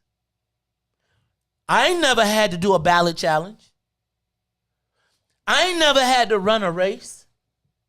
They always got the black people off the ballot for me. What am I going to do without Mike Casper running my election if the speaker's not there? Basically, what they have done is created infants with no arms and no legs. They just sit on their bellies and get fatter. See what happens. Well, what will happen, because no man lives forever. So, yeah, I mean, eventually everything ends. But what will happen is they'll learn that, I can walk. Unfortunately, they will be walking in someone else's shadow, because while they are playing Save the Past, somebody is planning for the future. The future. Yeah, hopefully somebody's planning for the future. Not for black futures. No, our black future is somebody tied black was planning for the our black future is tied to the freaking federal indictment that's about to happen. Now, just check about this. They're doing all of this, right? And you know why they're doing this? Because we saw yesterday they said that the feds are going to unleash troves of evidence over the next 2 weeks. That's why they're doing it so fast. They're trying to lock people in before they find out more reasons and more defections. See, what I want to do is make the Black Caucus take a caucus position before all of the flood of negative paperwork and files and everything comes out, so that you don't look stupid with the endorsement after it happened. You say we did it before, we didn't know. This is what my prediction is, that the feds are doing a Blagojevich to Madigan. They are trying to get out in front of the vote for speaker. So they will release something really bad before the vote where people will have to walk away. But the whole thing is, if I get your commitment before and nobody sees it. Man, I know politics. And that commitment don't mean a thing if people think that they're going to look like a fool. They look like a fool now and they're loving it. No, they look like a fool to you. The major world probably doesn't even pay attention. But they will if the feds say something really bad about Madigan. Then everybody will know. Good one. But I would have thought that a few prominent leaders speaking up would be enough to do it. What are you talking about? The mayor and the governor? Yeah. Man, them liberal people, nobody paying attention to them. It's funny. The mayor tried to say the silence of everybody is deaf. And the mayor didn't really say she was not. She said not just Madigan. It's not just about Madigan. But here's what I will say. Because she a reformist. No, because she was trying to play around the edges. And she like everybody else, and she know he's the speaker, and she's like, dang, what if he win? What if he win? And the other part is, somebody pointed out the only reason she even got that close was because Silvana Tabares and Marty Quinn did not vote for her budget, which are the two wards that the speaker controls. Mm-hmm. And so it was that much easier. We also know that the mayor was not making this judgment lightly. She's been calling around. Her political team has been calling legislators to see where they're at. So she's putting her toe in the water because she wants to make a calculated risk. I think that she has probably recognized that amongst the white folks, there's no way for him to come back. But I think that we can always count on the Negroes for the special tricks. You know she don't care about the black folks. Exactly. But neither do the black folks, apparently. All right, it's the Mace Jackson Show. We'll be back. The Mace Jackson Show. We'll be back after this break. You're listening to I Said What I Said with Toussaint Warner and Herb Howard. We have a very, very special guest, man, joining us on today's show. Walter Beach, he's my godfather and one of two of the dopest black men I've met in my entire life. This is how I always introduce myself. I'm black in attitude, I'm black in behavior, I'm black in belief and thought, and I'm African in spirit. I accept and acknowledge the fact of my African self being intuitively and have developed the cognitive strength to function as a black man in America. As an African black man, my hypocrisy manifests as silent rage. I must decide what my relationship to racism will be. Only I can say when and where I enter my manhood with quiet, undisputed dignity, without violence or special patronage, asking no quarters, and giving no quarters. When and where I enter, I take with me my people. That's what the sovereignty that Toussaint was talking about means to me. I'm a sovereign human being. And like he was talking about in that point that we made in Amistad when we was talking about all of our species demands to be free. They may not have the power to prevent it, but they just demands it. And that's what they do. That's what the struggle is about.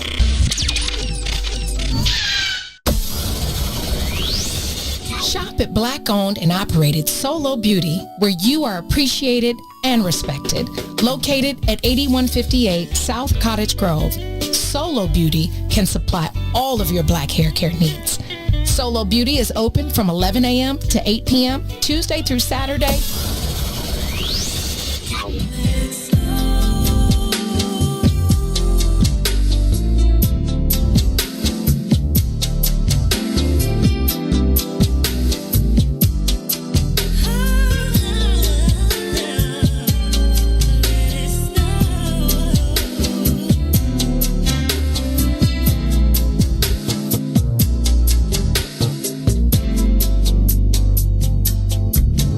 Enough.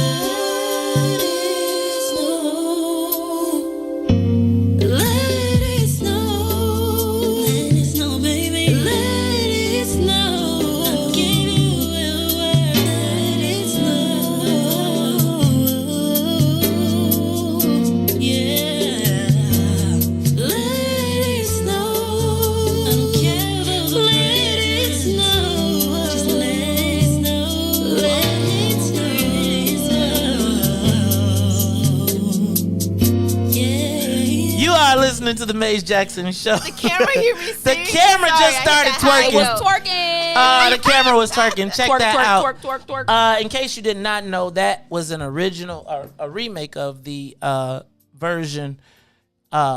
Marie Renee sang "Let It Snow." We got so many people sending in music. Y'all sing Christmas songs. Y'all did y'all own remakes. Send it in to us. We really, I like that. That was nice. I mean, I don't like snow, but you know. Let it snow. That's cuddle weather. That's what that song say. Oh, Ruthie. I'm just saying. That's why you buying candles around this month. You got to watch you. Keep an eye on that Ruthie more. She trying to You get. gotta stay You ready. wasn't in cuffing. Did you get cuffed for cuffing season? No. Ruthie, you don't be cuffing in the cuffing season? No. Ruthie, you like an anti. What about you, Sonia? Did you get cuffed in the cuffing season? No, I rejected all. Look, she was like, take this. She was like, what is this? If it ain't XO, I don't want this. Take it back to Human Drink Magnet. You know, it's cuffing season, but men generally wait till after Christmas, so they ain't got to get you Christmas gifts. Well, I love Christmas season. I don't want to be tainted with anybody. Poor Ruthie's. Oh, Ruthie, I need to let you know that the Alpha chapter at DePaul is Theta.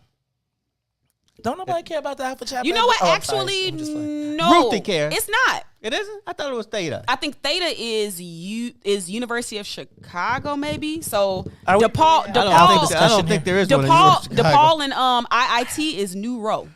Oh, New Row. Okay. Shoot. Shout You out know to my better cousin than me. Cornell. I went to DePaul. See, Theta used to be the city chapter, and boy, those guys were crazy. Yeah, they was fine though. Of course they were, Ruthie. Okay, Maze.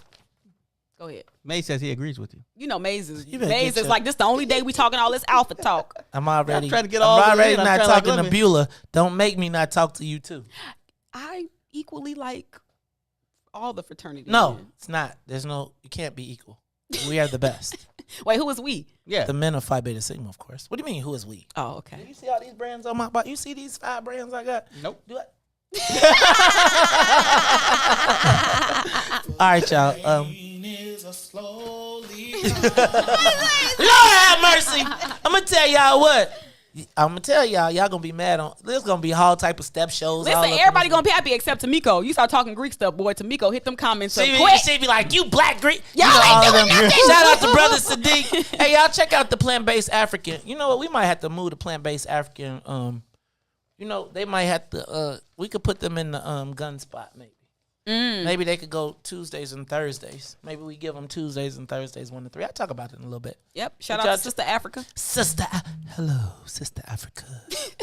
You guys expand your mind. Expand. You know, and then brother Sadiq in the building. You know, they work me. They be working me though. I'm just tell you. You know, they come in. I need 20 daggone you know, y'all, everybody had 20 daggone Zoom calls. They need, can you load in the, but it's like they came with it. Like we gave them opportunity and they was like, oh no, we not finna shortchange. They had their t-shirts on. They had their t-shirts on, plus they had their email blast. I'm like, why am I getting email blasts about my own damn station? Right? Shout out to Plant-Based Africans.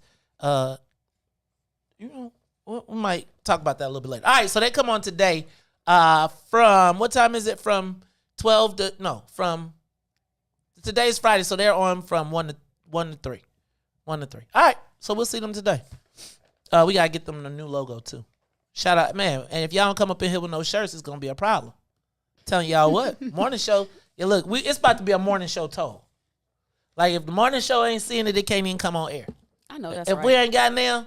Right, we call it the pass through. Right, y'all don't give us a cut. Like we call it a toll. I was about to say that sounds like a toll. We paying a toll now, unless you got that stuff. Unless you on some Herb and 2 stuff, you keep whatever you got for Herb and 2. Y'all just keep it. Y'all just keep that stuff. Herb and who? Right. Herb and who? Oh my goodness. We gonna stop calling Herb soup sweet potato. We gonna start calling it pumpkin. Is that your pumpkin soup, right? Hey, don't forget tonight. Also, while I talk about some of the other shows that we got going on. All right, we about to run out of time, and I did not want to do this, but don't forget Dr. Janice Jackson. Miss Jackson, if you're nasty. She said, she told the teachers, y'all don't come y'all butts back to school because we bring the kids back to school no matter what. They are also saying they're releasing studies that say that high school is not as unsafe as people are, and so much so that CPS is now talking about bringing high school age students back. In the midst of the raging COVID storm, it's just interesting. You got until Monday to let schools know if you want your kids to come back. They say any child that wants to be educated in person has the opportunity to do it, and they will make that happen. I think a lot of parents are going to take that option, particularly special needs parents. I'm not going to lie to you. Special needs parents are, I've been reading and watching the stories about them feeling like their children are going backwards. Yep. And there are specialized services that are easily that are provided in schools. So it'll be interesting to watch that. Teachers are saying they don't have a safe plan, so they ain't going. They saying, hell no, we won't go. Hell no, we won't go. What y'all think? My son is in a hybrid learning model and will be returning on Monday. And I'm going to say that his school, in my estimation, has done a very good job of managing the crisis with their hybrid process. But I do know that they tend to be a tad bit more resourced than the schools on the south and west sides. That stated, and I don't know if I trust the white folks to do everything that to have our best interests of our children all the time. We pay for ours, and then we stand on top of it. I think when the white folks think they're doing you a favor, they think they're doing their favor, or if they're hostile about being there, how does that lay out for your children? Good point. It's Mace Jackson Show. When we come back, y'all, we going to lighten it up. I want to talk about what are the children, youth of today missing out on that we had. Let's talk about that when we come back, because I was thinking about them carjackers, and I was thinking like, man, I wouldn't even thought about jacking the car because we would have stole your bike. All right, it's the Mace Jackson Show. We'll be back. Especially if you had the Mace Jackson Show. We'll be back after this break. What's up, good people? If you didn't tune in to the last I Said What I Said, here's what you missed.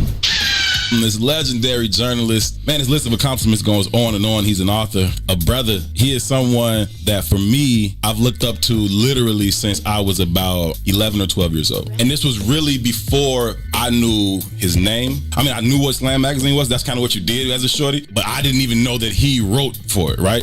And I had read plenty of his articles, but I didn't know that the dude who I saw every morning on my way to school was Scoop Jackson. Eastside crazy, man. So, in growing up over there where I grew up, there wasn't a whole lot of positive male representation. I would walk down the block past his house every morning. I would see him coming out of his driveway, right? He had this coldest truck, black Pathfinder, if I recall. I would see him, and he would always just take a couple minutes to chop it up, and it would just be me or, a couple of my guys just walking to school. And again, over there wasn't a whole lot of representation of positive black males. I don't know that you were aware of the difference that you were making on us at the time. I don't want to say I don't believe in the concept of giving back. I feel if you give back, that means that you left. So my whole purpose in never leaving the same neighborhood I came up in is that I never gave back. You just give. I would hope that I would have impact on what your everyday lives were.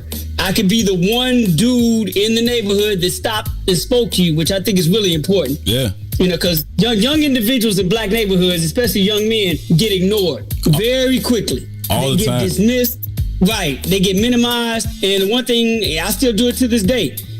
Say what's up to everybody, especially young brothers, because we have a tendency not to acknowledge one another. And I've never lived that life. My hope was that, us having the small time and me just being there and you all, just developing a relationship with me and me developing a relationship with you would have at least a small impact on you. We give you like, all right, there's some decent people around me. There's something I can look forward to maybe. If I don't have anybody else in this neighborhood that I can talk to that can identify with me, right, I can ring Scoop's doorbell. You got a good memory. It was a black Pathfinder too. You good. Coldest truck I had seen. I was like, yo, that's raw. Cuz balling. I said what I said. Urban 2, right here on What's in It for the Black People Media.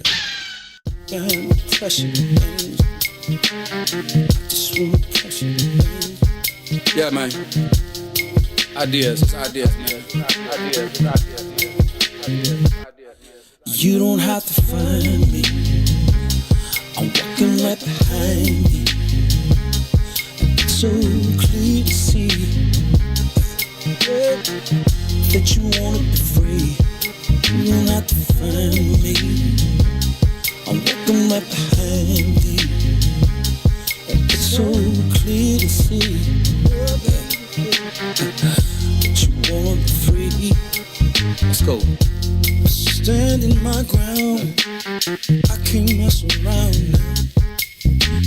my time is in a bottle, captured by your love, yeah. Now I know women's got this thing going on. We can't stay around so long, but I wanna come correct. Baby, get your foot off my neck. You don't have to find me, I'm walking right behind thee. Understand clearly, yeah. That you wanna be free. It's the time that you spend making me think within. Is the trust still beginning? Fade away from beginning of the day. I can see you trembling times, and I can see you wondering mine. Is it me considered? Is you that's with it? See, you don't have to find me, I'm walking right behind thee. It's so clear to see, baby, that you wanna be free. You don't have to find me, I'm walking right behind thee. It's so clear to see, that you wanna be free, yeah. I'm just trying to be the best I can. You can call me the troubling man. Matter of fact, I'm from the side of the street. Baby girl, you're calling on me at the time that I feel your presence around me. Something that I can't let go. It's your time, everything around me there. I just wanna hold on, but you don't have to find me. I'm walking right behind thee. It's so clear to see, that you wanna be free. I just wanna come correct, best I can. Baby, get your foot on my neck. And just before you just leave, baby, I've been trying to tell you I can breathe. You don't have to find me, baby, baby. I'm walking right behind you. So clear to see. You are listening to the most dangerous show in the morning. This is What's in It for the Black People Radio. Maze Jackson. Maze Jackson, the most vociferous advocate for black people in the world.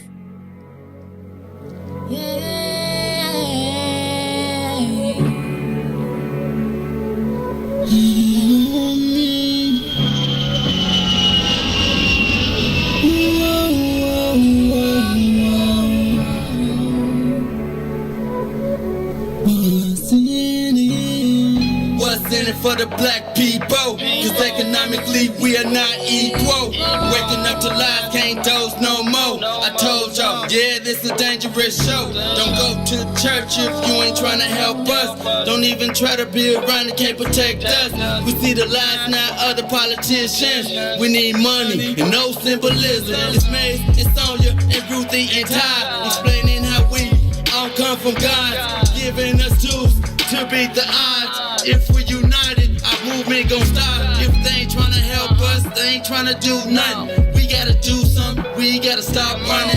It's time to confront the problem. Really, you expect your oppressed to solve on. What's in it for the black people? All the lies we heard before. Time to pay attention, you gotta do more than listen.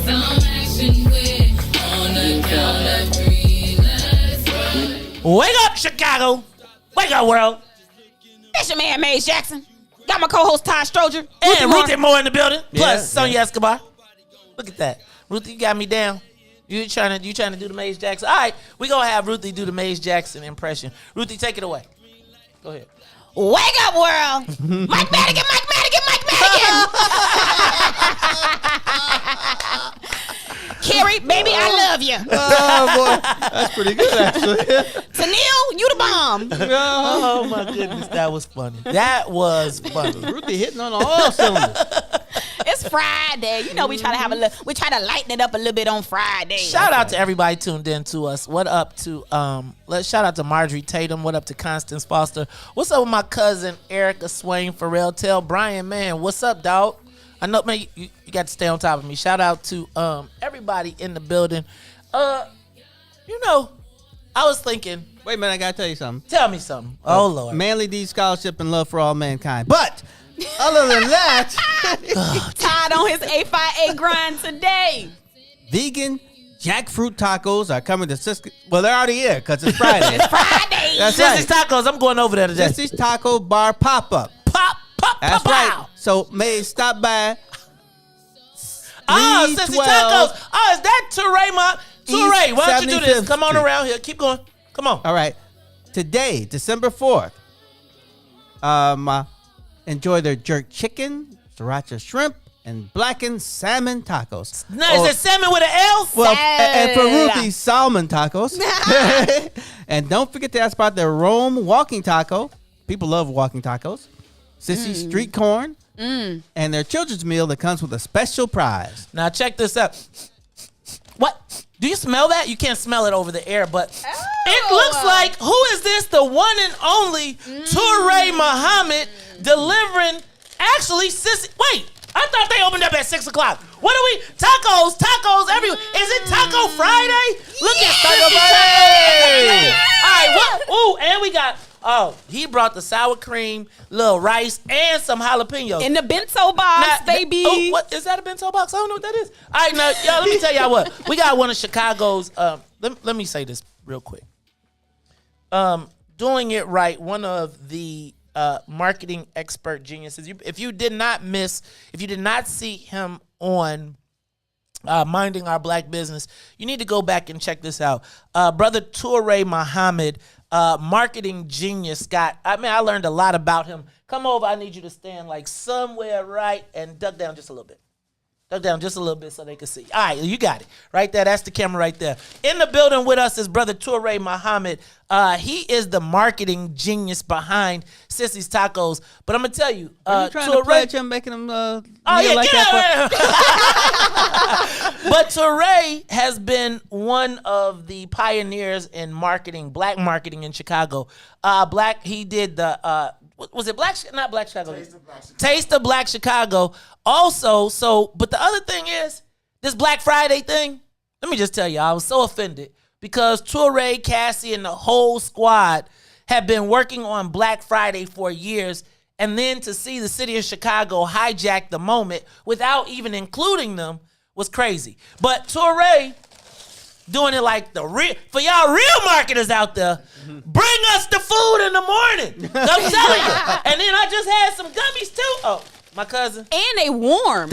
I'm selling. You got the studio all smelling up. Now, Toure, I'm gonna do this. Okay, here we go. I'm gonna try and figure this out. Give me the bleach wipe. Toure, now you keep your mask on, and we gonna work this out. And when they say authentic, yes, very authentic. Toure, tell me what we got here in the building. Man, we have some delicious salmon tacos. I put the L in there because there's some love in these salmon salmon tacos, right? But you know, y'all professional people say salmon tacos. We have some jerk tacos, delicious Caribbean flavored jerk tacos with a little heat in there for you. Then we have some sriracha shrimp tacos. No, we call those the Kamala shrimp. The who shrimp? The Kamala. The Kamala. Oh. Sriracha, Kamala. Sriracha. It's the Kamala taco. Man, and then some authentic turkey tacos. Ooh. The ground turkey tacos. All right. So, man, I'm telling y'all about to hold on to your clothes, hold on to the mics, because y'all gonna be jumping up and down and singing and dancing after you finish these tacos. I'm gonna tell y'all what. Man, everything good come out of brown paper bags. Ooh, that's why I was telling y'all. If y'all saw me on my marketing the other day, I was asking y'all if y'all went to the candy store, would you want your candy in a brown paper bag or do you want it in them plastic bags? And I was like, the brown paper bags. Toure Muhammad, you see him, check out Bean Soup Times. Check him out, all of his clients. Also, let me tell you what, he also represents Sean Michelle. Right, so check him out. Ooh. He's also, man, I know they. Let me tell you what. Shout out to Sean Michelle. I'm an ice cream connoisseur, so I love their ice cream. But boy, that line. Good Lord, you got the You got to park get and there wait early. and then sit there and it'd be like down the block. Shout out to, and he also is a writer over at The Final Call, right? So Brother Toure Muhammad, extensive history, doing it like the marketing directors. We need to get you a gym shoe contract next, so you can bring the gym shoes in too. But I'm gonna tell y'all what, Sissy's Taco Bar doing their thing, popping up on a Friday. We're gonna be smashing these on air. Toure, thank you so much, my brother. We appreciate you always. Hey man, and we need to get Toure. We'll be looking forward to Toure joining the family very shortly as well. I'm gonna be part of this family. It's a wonderful family. Hey man, and you know what? First of all, you already part of the family. We just gotta get you a show to go with it. All right? That's all it is. My man Toure Muhammad dropping in on a Friday, making it fun. Hey, food on a Friday. That's what I'm talking about. Shout out to Sissy's Taco Bar. Also got to send a shout out to Robin Patrice. That's R-O double with 2 B's. So I'm trying to decide, do I want to eat and smack on air or do I? Okay, Sonia. She said no. You never let me have any fun. It's bad radio to eat on the air. Unless you eating Sissy's Taco Bar and you trying to. Okay. Everybody like, ew. No, when I did a night show, Janine was like, "Were you eating?" No. No, I wasn't eating. I wasn't eating on the. No. Because y'all talking about black people with no home training yesterday. Right. But y'all talking about y'all want to eat on air. Well, I learned. Boy, I tell you about you adults. You hypocrites. Do as we say, not as we do. You adults. Hey, that's me. I'm adulting. All right, y'all. Shout out to Sissy's Taco Bar. And look, said I got my candles already. What you talking about? I placed 2 orders using 2 different cards. Okay. So look at y'all. Well, any of them yours? Said the 3-minute candle burner. You like, man, do I need to light all 3 of these? Oh boy. You know what? You gotta light 1 wick for every 10 seconds. Maze, you ain't even right. But you know you gotta burn them wicks evenly. So if you light one day, you better light the other one the next day, and then the other one. You don't light them all at the same time? You do, but if you want to preserve your wick, you gotta evenly burn them. So I think this is what I would look at that candle as. See, I can't look at that. I'd have to burn all 3, and then they'd be a measurement, right? I'd be like, how far did I get if the candle ain't moved, then I feel like I'm a failure. That's why I don't even want the candles. Them candles be burning for a long time, Maze. Yeah, but I'm telling you, that would be hard on my ego. I have other indicators. I don't want a candle. It must be Friday. It's time to So let me ask you a question. Does length of time make a difference? What you talking about, Maze? Be more specific. You need good food to have the stamina. So. Okay, so do you eat bananas or do you eat Sissy Tacos before you light the candles? Tacos. Let me ask a question. All you need is Sissy Tacos and some Robin Patrice, and you good. You can stay in for the whole weekend. There you go. And then you can get you some Sissy Taco Bar and go to 312 East 75th. So when you come up for air, then you can go to Sissy's Taco Bar to Somebody 312 call the East Swains.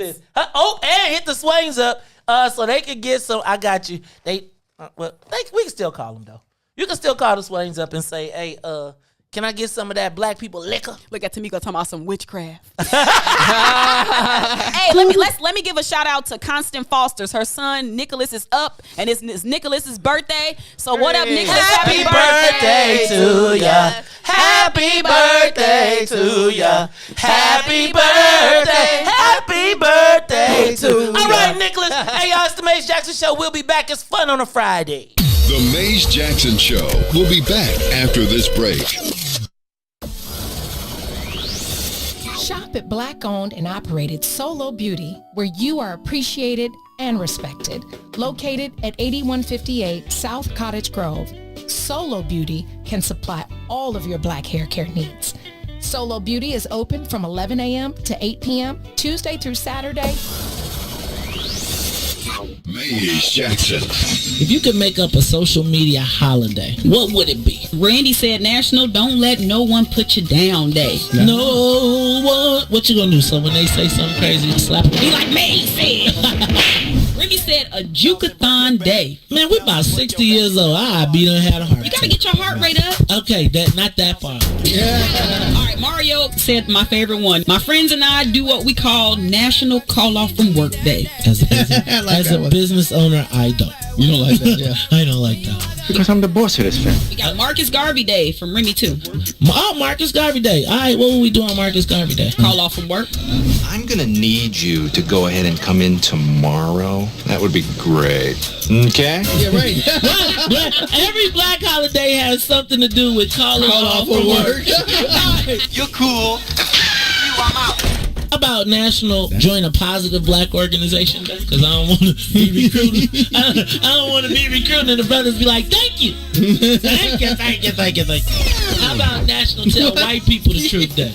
Tell them how you really feel. You can't handle the truth. Why don't we call that National Black People Get Locked Up Day? I'm going to tell them there's an African-American man threatening my life. Hello.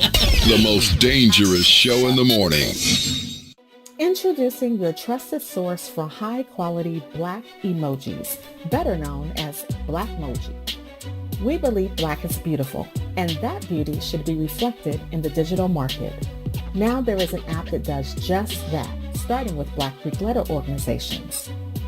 Blackmoji D9 offers more than an emoji app. It is a cultural experience of Black excellence. Download the app in the Apple or Google Play Store to access a specially curated catalog of emojis representing the Divine Nine. Use the emojis to celebrate Black Greek events, acknowledge current events, support social causes, and learn about esteemed Black Greek members who blaze the trail of Black history. A portion of every subscription goes toward a scholarship fund specifically for members of Black Greek letter organizations to help keep the legacy alive. Download the Blackmoji app today.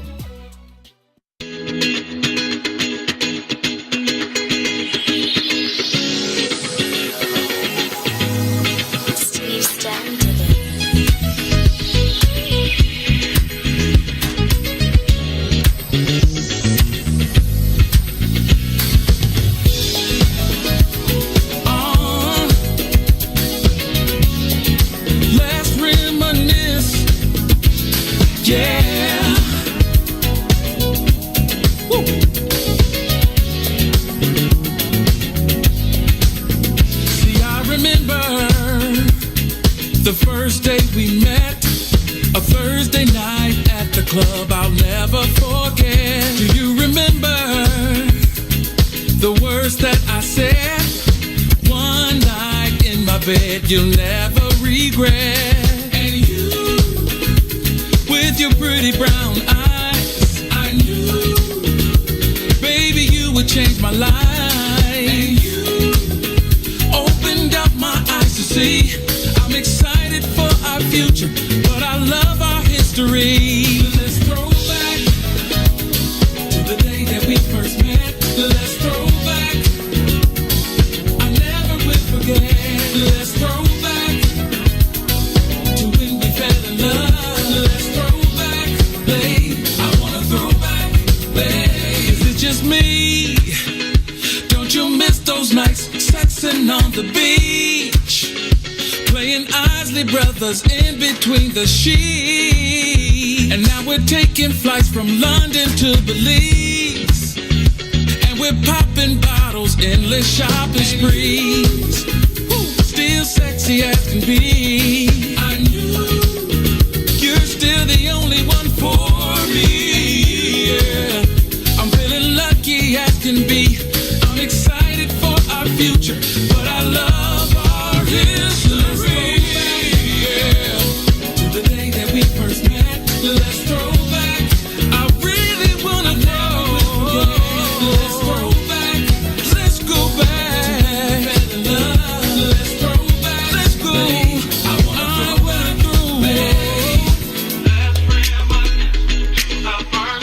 Oh, come on now. We were making love to the first time we let's reminisce of the whip. Making love, come on now. Let's throw back. Oh, all I wanna do is throw it back. That's all I wanna do. Come on now. Let's throw back, babe. I wanna throw back, babe. Let's throw back, everybody. Let's throw back. If you love somebody,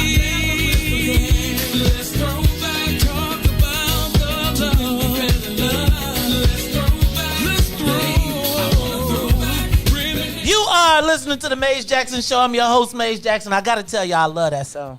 That is a great Steve song. Stone, Huff, Throwback. I'm loving the fact that we're adding music to the whole joint. People like, that's long. I love that song. That's Todd. I'm seeing you over there singing it too. Oh no, that's a great song. I agree with you. It's a lot of music and a lot of talent in Chicago. We want you all to I'll put that on my phone. on your playlist. Man, the video is pretty cool too. We got calls. Let's go to the phone lines. Who's on the live line? Caller. Hello. Hello. Hi, I just wanted to know that the song you played was hot. You said that song Sonia was playing was hot. That is called which one? The Throwback that we just got through playing? Yep, that was the one you just got through playing. Yeah, you know what? That's Throwback by Steve Stone Huff. Y'all can Google that on y'all can go on YouTube and get it. You can get it on iTunes. It's everywhere. Spotify. Check them out. Support them. Steve Stone Huff Throwback. And we want y'all to make sure you can send them a note too and let them know that you heard it on What's in It for the Black People Media. All Chicago artists, if you got original music that you are trying to get played, you looking for. Look, y'all know we talk to 600,000 people every month. I'm just telling y'all, we'll be at 1 million before it's over this year. There we go. And growing. And continuing to grow. So that's when why. you send the file, put your name in the file. Oh, put your name and your contact information in the file. So you can send it to maze@wiftabamedia.com. You can send it to Sonia@wiftabamedia.com. You can also, inbox us, Facebook, but the whole thing. Now, if you want to donate. No, wait. Before that, in that, that Duke Ellington and Lionel Richie. What about them? Well, that's just a couple. I'm not going to talk about Dick Gregory and Jesse Owens and Ralph Metcalf. What about these guys? Oh, they're all alpha men. That's all. Shout out to the men of Alpha Phi Alpha on their Founders Day. We give them their props. Also, if you have any interest in donating to What's in It for the Black People, you can always send us money through the Stars, our Stars program, or you can donate directly. Facebook takes about 30% of the Stars. So if you send me a penny, I get 7/10 of it. And it goes to build the network. Shout out to, but if you want to donate, and you can go to PayPal or Zelle, admin@WiftTheBook Media. That's WIIFTBP media.com. Or if you are on Cash App or Venmo, it's WiftTheBook, WIIFTBP Media, or $ WiftTheBook Media. Shout out to everyone that is sending stars and popping off right now. I appreciate everybody who is rocking with us. All right. Did I just see somebody send a bunch of stars? Shout out to Stephen Hodo. Right, I saw somebody sent 1,000 today as well. But thank you all for sending stars. But please also consider Cash App, PayPal, Venmo, or Zelle as you donate to What's in It for the Black People Media. We want to have a platform for black folks. Can I ask y'all a question? Mm-hmm. You know it is Tell Me Something Good Friday, so we can mix all of this in there. You said the app keeps dropping on all right. Okay, so we're going to talk about that. We'll deal with that. Shout out to Sissy Perez. Thank you, Sissy's Taco Bar, sending us another 200 stars. Shout out to Desmond. What up, Rena Tomlin? That's a new name. I haven't seen that one before. But hey, y'all, thank y'all for tuning in. Ruthie, what you miss about your childhood? What do these kids today miss out on? Really going outside. Man, you was looking at my papers. You cheating. I didn't. You cheating. Stop looking at my papers. You know what? That is really what I think what kids are missing out. Like, we used to go outside with no shoes on. Like that, Ruthie. I mean, you was in the country. You I'm sound like saying, Jasmine. No, I have a cut under my foot. What you say about no shoes? Yeah, like that. We did go outside. Remember when you used to ask, "Can I go outside barefoot?" Because you thought it was cool. We used to have acorn fights. Just making acorn fights, Ruthie. Just making use of like the outdoors. It was. I mean, the pine cones. Just love it. Like, I think that's what kids are missing out. And also, you don't really even trust letting your kids go outside unattended nowadays either. That's pretty deep. I said going out to play. I remember I had to get my chores. I had to clean the whole daggone house.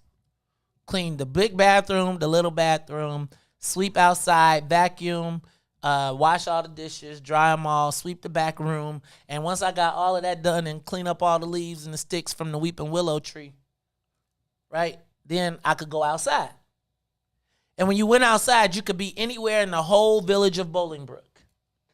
Right? Anywhere. Really? Yeah, because who knew where you were? You get on your bike, you could ride anywhere. Yeah. And as long as you was back, you could be back. Right. And I was thinking, Ruthie, you was cheating off my paper. That's why I can't be letting you look at my paper anymore. Be like, remember when you was at school and you used to be like this? Don't be cheating off my paper. No, that was not me. Ruthie, always a rebel. Ruthie was the one who was hiding her paper. No, she was sharing. Like, no, actually, we probably had already created a system. Like two coughs mean B. One cough is A, two is B, three is C. Man, that's pretty cool. I never knew nothing like that. Oh man, we used to write them on. We had all types. We gonna talk about the cheating. We should have a talk about how did you cheat back. No, we ain't. I ain't. Listen, I'm not about to give up all the rules. We still might need to implore some of those. Oh, let me tell you, the white guys cheat. White guys didn't cheat. They just kept all the tests. In college, they had a test file, and you could go in there, and every class that everybody ever took, they kept all the tests, and they knew it would always come around. And so you could always have an answer. See, but that's systems, like you said, Ruthie. Here's what I think kids today are missing. Innocence, imagination, and going out to play. I think about going out to play with nothing. In some kind of way, you could be Punch and John from Chips. You could be the Dukes of Hazzard. You could be, right? Remember General Lee? You didn't even have a car, but you made up a General Lee, not knowing that General Lee was trying to enslave you. And remember, remember when the Dukes of Hazzard, who you would fight to be Luke, between Bo and Luke? Or like playing Chips, being Punch and John? No. You remember going outside playing Catch a Girl, Kiss a Girl? That was before my time too. Catch a Girl, Kiss a Girl, freeze tag. But Catch a Girl, Kiss a Girl would now probably be called sexual assault. Sexual assault, right? But I'm saying, did y'all ever hear Catch a Girl, Kiss a Girl? Yes. Did you ever get caught? That's the game my daddy said they played when they was little, and we ain't supposed to be playing no Catch a Girl, Kiss a Girl. I heard that. That's what my daughter couldn't play. But I am gonna tell you, Catch a Girl, Kiss a Girl. Like the one. Then you ever be like, oh, I fell down, and you got caught. They always be. Or it'd be the one that be trying to play Catch a Girl, Kiss a Girl. As soon as he got in, everybody's like, I ain't playing, I quit. Time out. I quit. All right, y'all. Maze, we did more. My generation, we played Power Rangers. So we played Battle of the Planet. I was just looking at the Yellow Ranger dad. I was like, I'd heard that before, but I didn't know anything because I didn't watch that stuff. We played Battle of the Planets. We wanted to be Jason and Keop. Who? I don't know what that is. Basically, it was the original anime. I remember watching that before. I couldn't even make their ship right now, the Phoenix. We'll talk about it more when we come back. It's the Maze Jackson Show. Amazing to kneel with that. Show. We'll be back after this break. Introducing your trusted source for high-quality Black emojis, better known as Blackmoji. We believe Black is beautiful, and that beauty should be reflected in the digital market. Now there is an app that does just that, starting with Black Greek letter organizations. Blackmoji D9 offers more than an emoji app. It is a cultural experience of Black excellence. Download the app in the Apple or Google Play Store to access a specially curated catalog of emojis representing the Divine Nine. Use the emojis to celebrate Black Greek events, acknowledge current events, support social causes, and learn about esteemed Black Greek members who blaze the trail of Black history. A portion of every subscription goes toward a scholarship fund specifically for members of Black Greek letter organizations to help keep the legacy alive. Download the Blackmoji app today. Yo, who said devotion have to be sad? Yo, check this out. The Lord is my shepherd, shall not want. He maketh me to lie down in green pastures. He leadeth me beside the still waters. He restored my soul. God's gonna turn it around. Come all the way with me.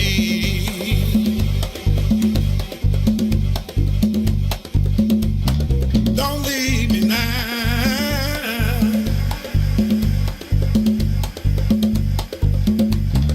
Come all the way with me. Oh, please.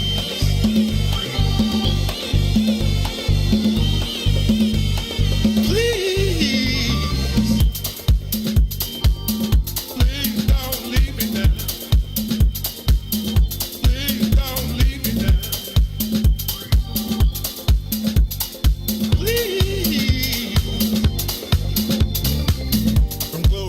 Gethsemane, Gethsemane, Golgotha, Golgotha to the grave, from the grave back to glory.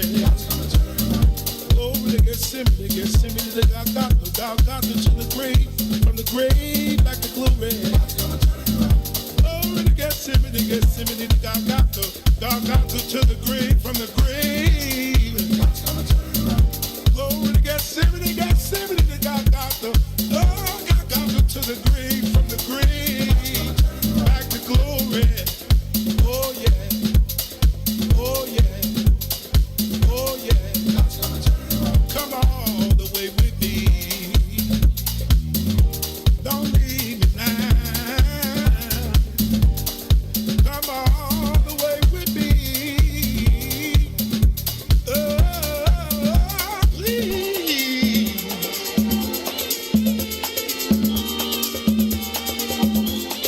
God's gonna turn it around.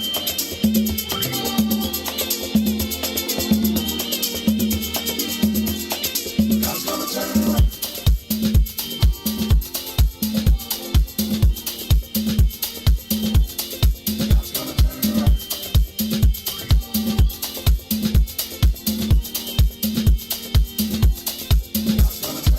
From glory to Gethsemane, Gethsemane to Golgotha, Golgotha to the grave, from the grave back to glory. Glory to Gethsemane, Gethsemane to Golgotha, Golgotha to the grave, from the grave back to glory. Glory to Gethsemane, Gethsemane to Golgotha, Golgotha to the grave, from the grave. Glory to Gethsemane, Gethsemane to Golgotha, Golgotha to the grave, from the grave. Dear Lord, it's me again. God's gonna turn it around. I'm calling on you. You did it before. I believe that you can do it again. Somebody calling you right now, Lord. If it ain't one thing we need, somebody else needs you for another. Please, son, look and have mercy. Have mercy over our home, Lord. Have mercy. Have mercy. God's gonna turn it around.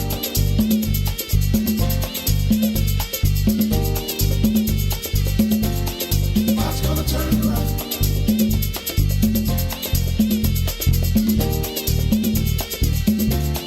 God's gonna turn it around.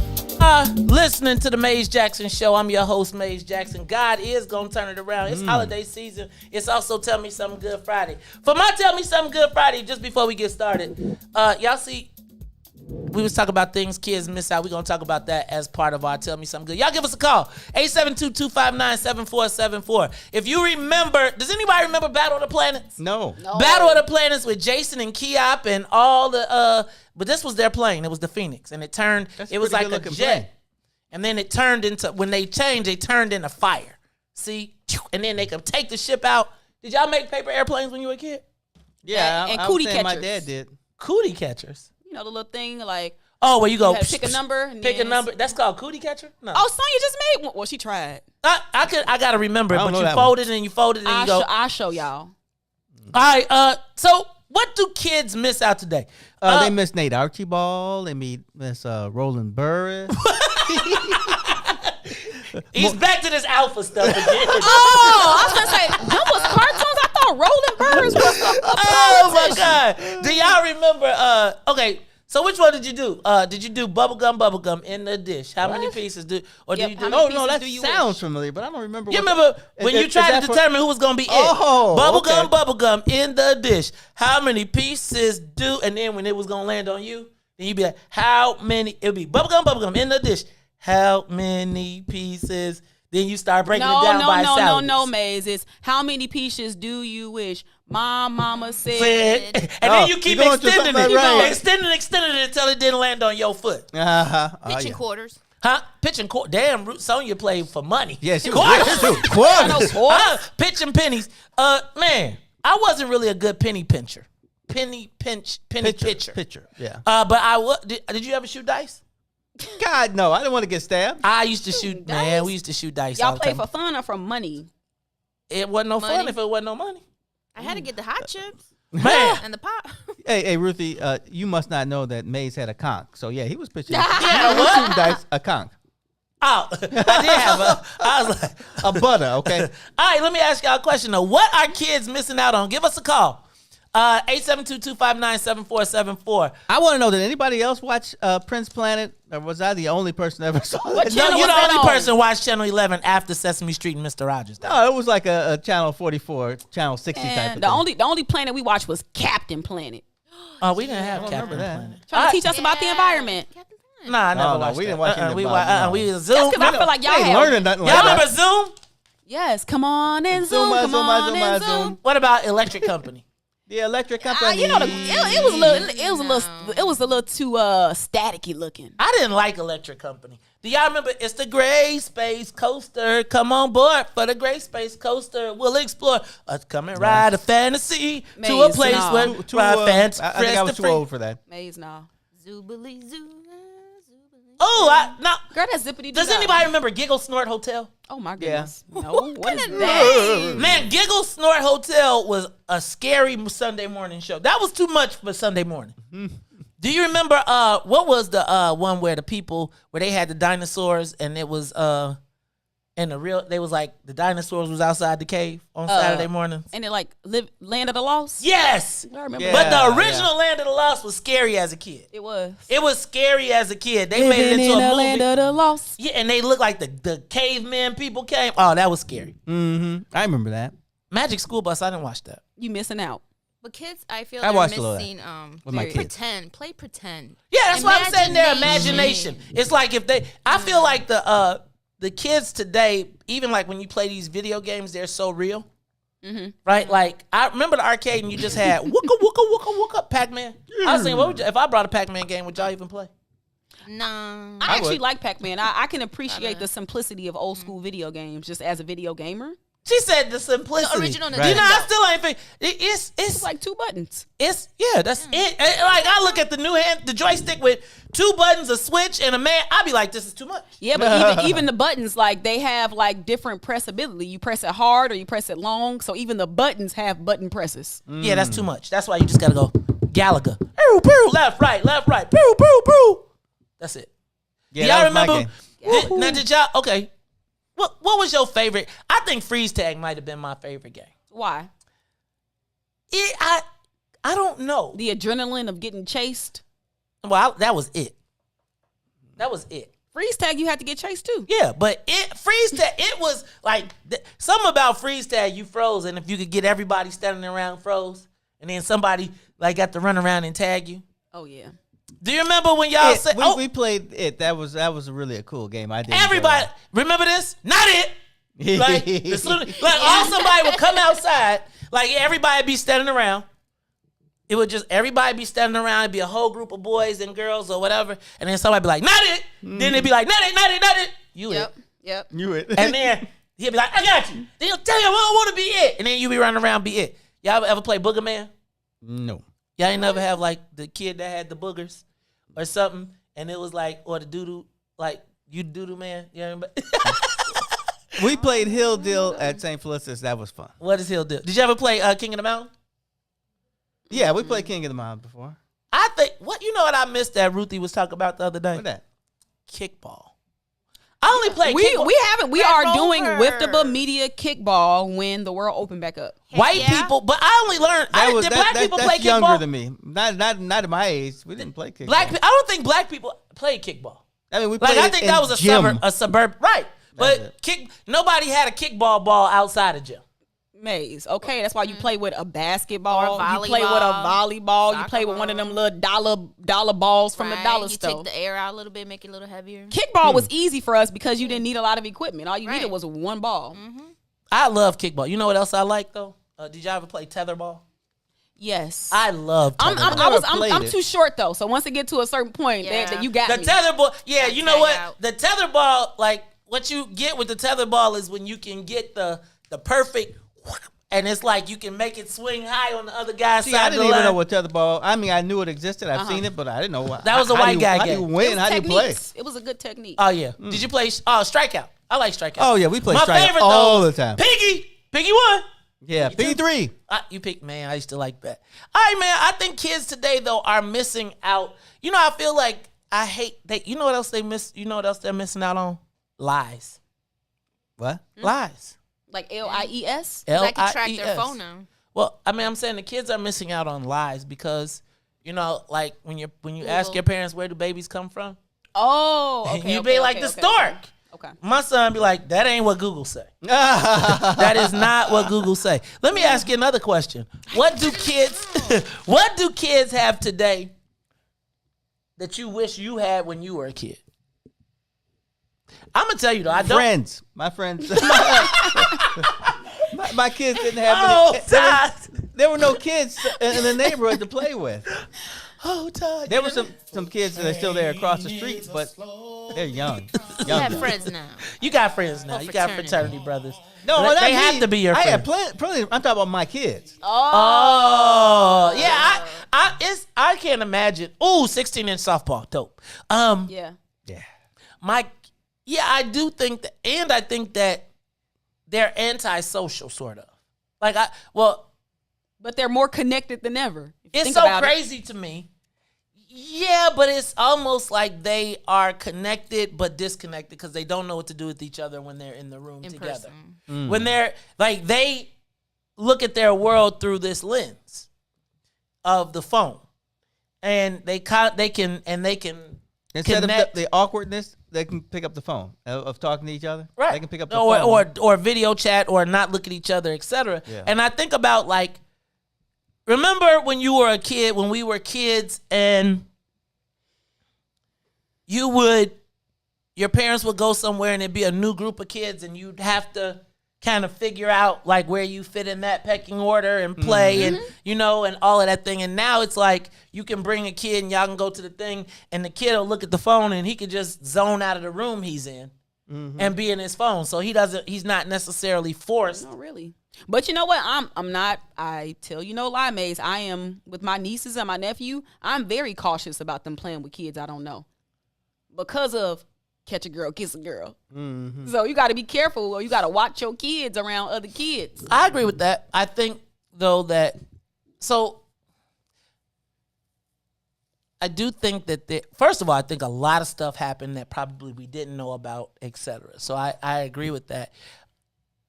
I think you got to kind of start identifying. And the other part that I think is crazy is that, again, your kids can have a whole world that you have absolutely no clue about, right? Because with that phone, the moment they got a phone, even if you go, parents talk about they can go all in it all the time. I used to grab my kid's phone. Man, they got so many secret compartments and places to contact each other and talk about stuff. and think about this. I was talking about this the other day. My parents knew almost every single one of my friends. Right. Because when the phone rang, you had to get permission to talk on it. And usually your parents would pick it up in the middle and be like, I need the phone. So get off. And it'd be like Fred or hello, Mrs. Jackson, or, hello, Mr. Jackson, may I speak to? And if you was a girl, right, your parents would know. And if you was a guy, you had to call and you would be like, dang, I hope Mr. Johnson My grandma don't would just answer. hang up. No, Right? That's why you got to get your friend to call for you. Right. I mean, but still, even if you get your friend to call. Girlfriend to call in. I think it's all, though. I mean, I still think that there's a pass-through. Like a process of, I almost feel like the parent approval process has been usurped. It has. Like you don't get a say in the kids. You don't get a say in you think you have a say, but you don't necessarily have a say in who enters into your child's world through the phone. I'll never forget one day Carrie and I were flying back from Jamaica and there was this guy and the parents had split the kids up. Like it was 4 of them, so one had to sit. And this guy is talking to this 9-year-old girl, talking to her about what's the Snapchat? And he's asking her all this information, and you have a Snapchat, and where do you? And the parents are asleep because they got a kid that's not asleep, but they're dealing with a kid that's throwing up on the plane, so they're not paying attention. And we just listening, and all of a sudden I was just like, I went to the parents of the guy and was like, this 30-something-year-old man just asked for your kid's Snapchat, and your kid gave it to him. Right. So could y'all please get y'all here. butt over here? I mean, they had a kid that was throwing up. I mean, I know you're saying they were busy, but it's like, here is this guy who had an entry point into these kids' world while the parents were sitting right there. Look, y'all, I just wish there was a return to innocence, not naivete, but that things could be a little slower. We never going back. And if you don't try, and it's like almost like if you don't teach your kids the stuff, then they kind of become marks a little bit because they don't be knowing. Or they learn and you don't know what they're learning. I'm going to tell you, I would tell you that I probably spent a whole bunch of time trying to be like, you can't do this, you can't do that, you can't. But when you find out, like, it's a crazy world. But I don't think it's unusual for you to figure out that, hey, my kid knows some stuff that I didn't know he knew. Okay. Yeah. Yeah. You're right. Like when my son said. When Han said, bye, Felicia. I was like, what? when my son said, put Polo G on that video of me whooping Todd, I was like, huh? And then when I heard it, I was like, you listen to that music? Like, where'd you hear that from, right? Right. Hey, y'all, it's the Maze Jackson Show. We'll be back. The Maze Jackson Show will be back after this break. The Chicago Legal Network is the collaboration of attorneys that concentrate in many areas of the law most needed in Chicago neighborhoods. The CLN lawyers focus on personal injury, criminal defense, and other issues. The CLN lawyers all average over 20 years of legal experience and are dedicated to helping the Chicago community. The Chicago Legal Network is committed to developing black lawyers through mentorship and co-representation. So if you were injured in a car accident, slip and fall, or injured on the job, or you need assistance with criminal defense, including driving violations and DUI, check out ChicagoLegalNetwork.com for more information or call 773-912-3545. 773-912-3545. Check, check, check, check, check.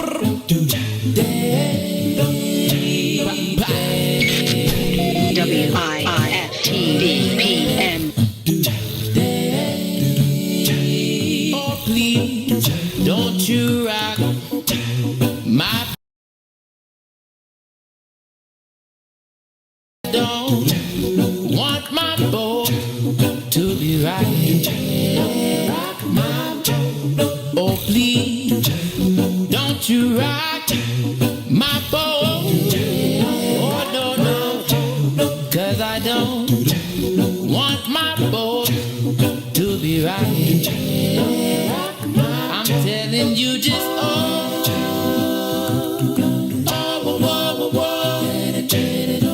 like it like this. Keep this just like this. And you should know by now. I like it. I like it like I like it. I like it like I like it. I like it like I like it like this. Yeah. By my soul. Oh yeah. By my soul. Every little action. There's a reaction.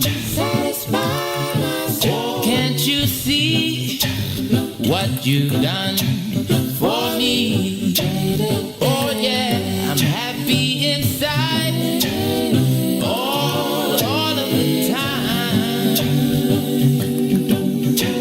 You are listening to the Maze Jackson Show. I'm your host, Maze Jackson. Got my co-host, Todd. My president Stroger. was fouled. Hold on, Maze. I'm mad. Because you ain't about to be having Mason whooping up on Todd like that. So you tell him that I'm coming for him. And I'm going to start stretching right now. And I'm bringing the snacks. Because he don't be doing no sidestep jumpers on Todd like that. He heard Todd said he was going to dunk on him. So he said, he said what? He said he's go. Every time I clip your stuff and say this is what he said. I be giving him billboard material for you. So anyway, Andrew Jackson. Okay, Andrew Jackson. Not the white Andrew Jackson that wanted to send us back to slave. Y'all had a slave on. Did I say Jackson? I meant Andrew Young. I was gonna say Maynard Jackson and Andrew Young, but I got them together. All right, who else you got? Dennis Archer, Bill Dawson, John Johnson. John Johnson too? John Stroger. Your daddy was an alpha? Hey, hello? Yeah. Hold on, I got some questions. What did your dad tell you about being an alpha? Did he say like you should join this? No. But I went to every Labor Day breakfast probably for 30 years or something. Now maybe not long, maybe 25 years. Yeah. What kind of alpha was your daddy?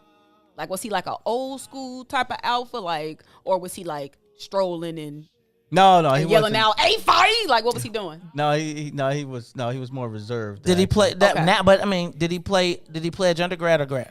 Yeah, he pledged at Xavier. Oh, so he was probably active. He was probably mixing it up when he was a young guy.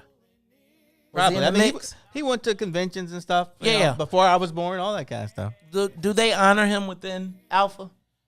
Phi I Alpha, mean, like, does he get like Xi Lambda? You know. No, I mean like nationally, like considering yeah. does he get like reverence in the national? Like, is he in a distinguished service chapter? It seems like your dad I would don't have think done. so. It seems like you should think about trying to get him admitted posthumously, right? Or some sort of special recognition. When you think about what his contributions were to the world, right?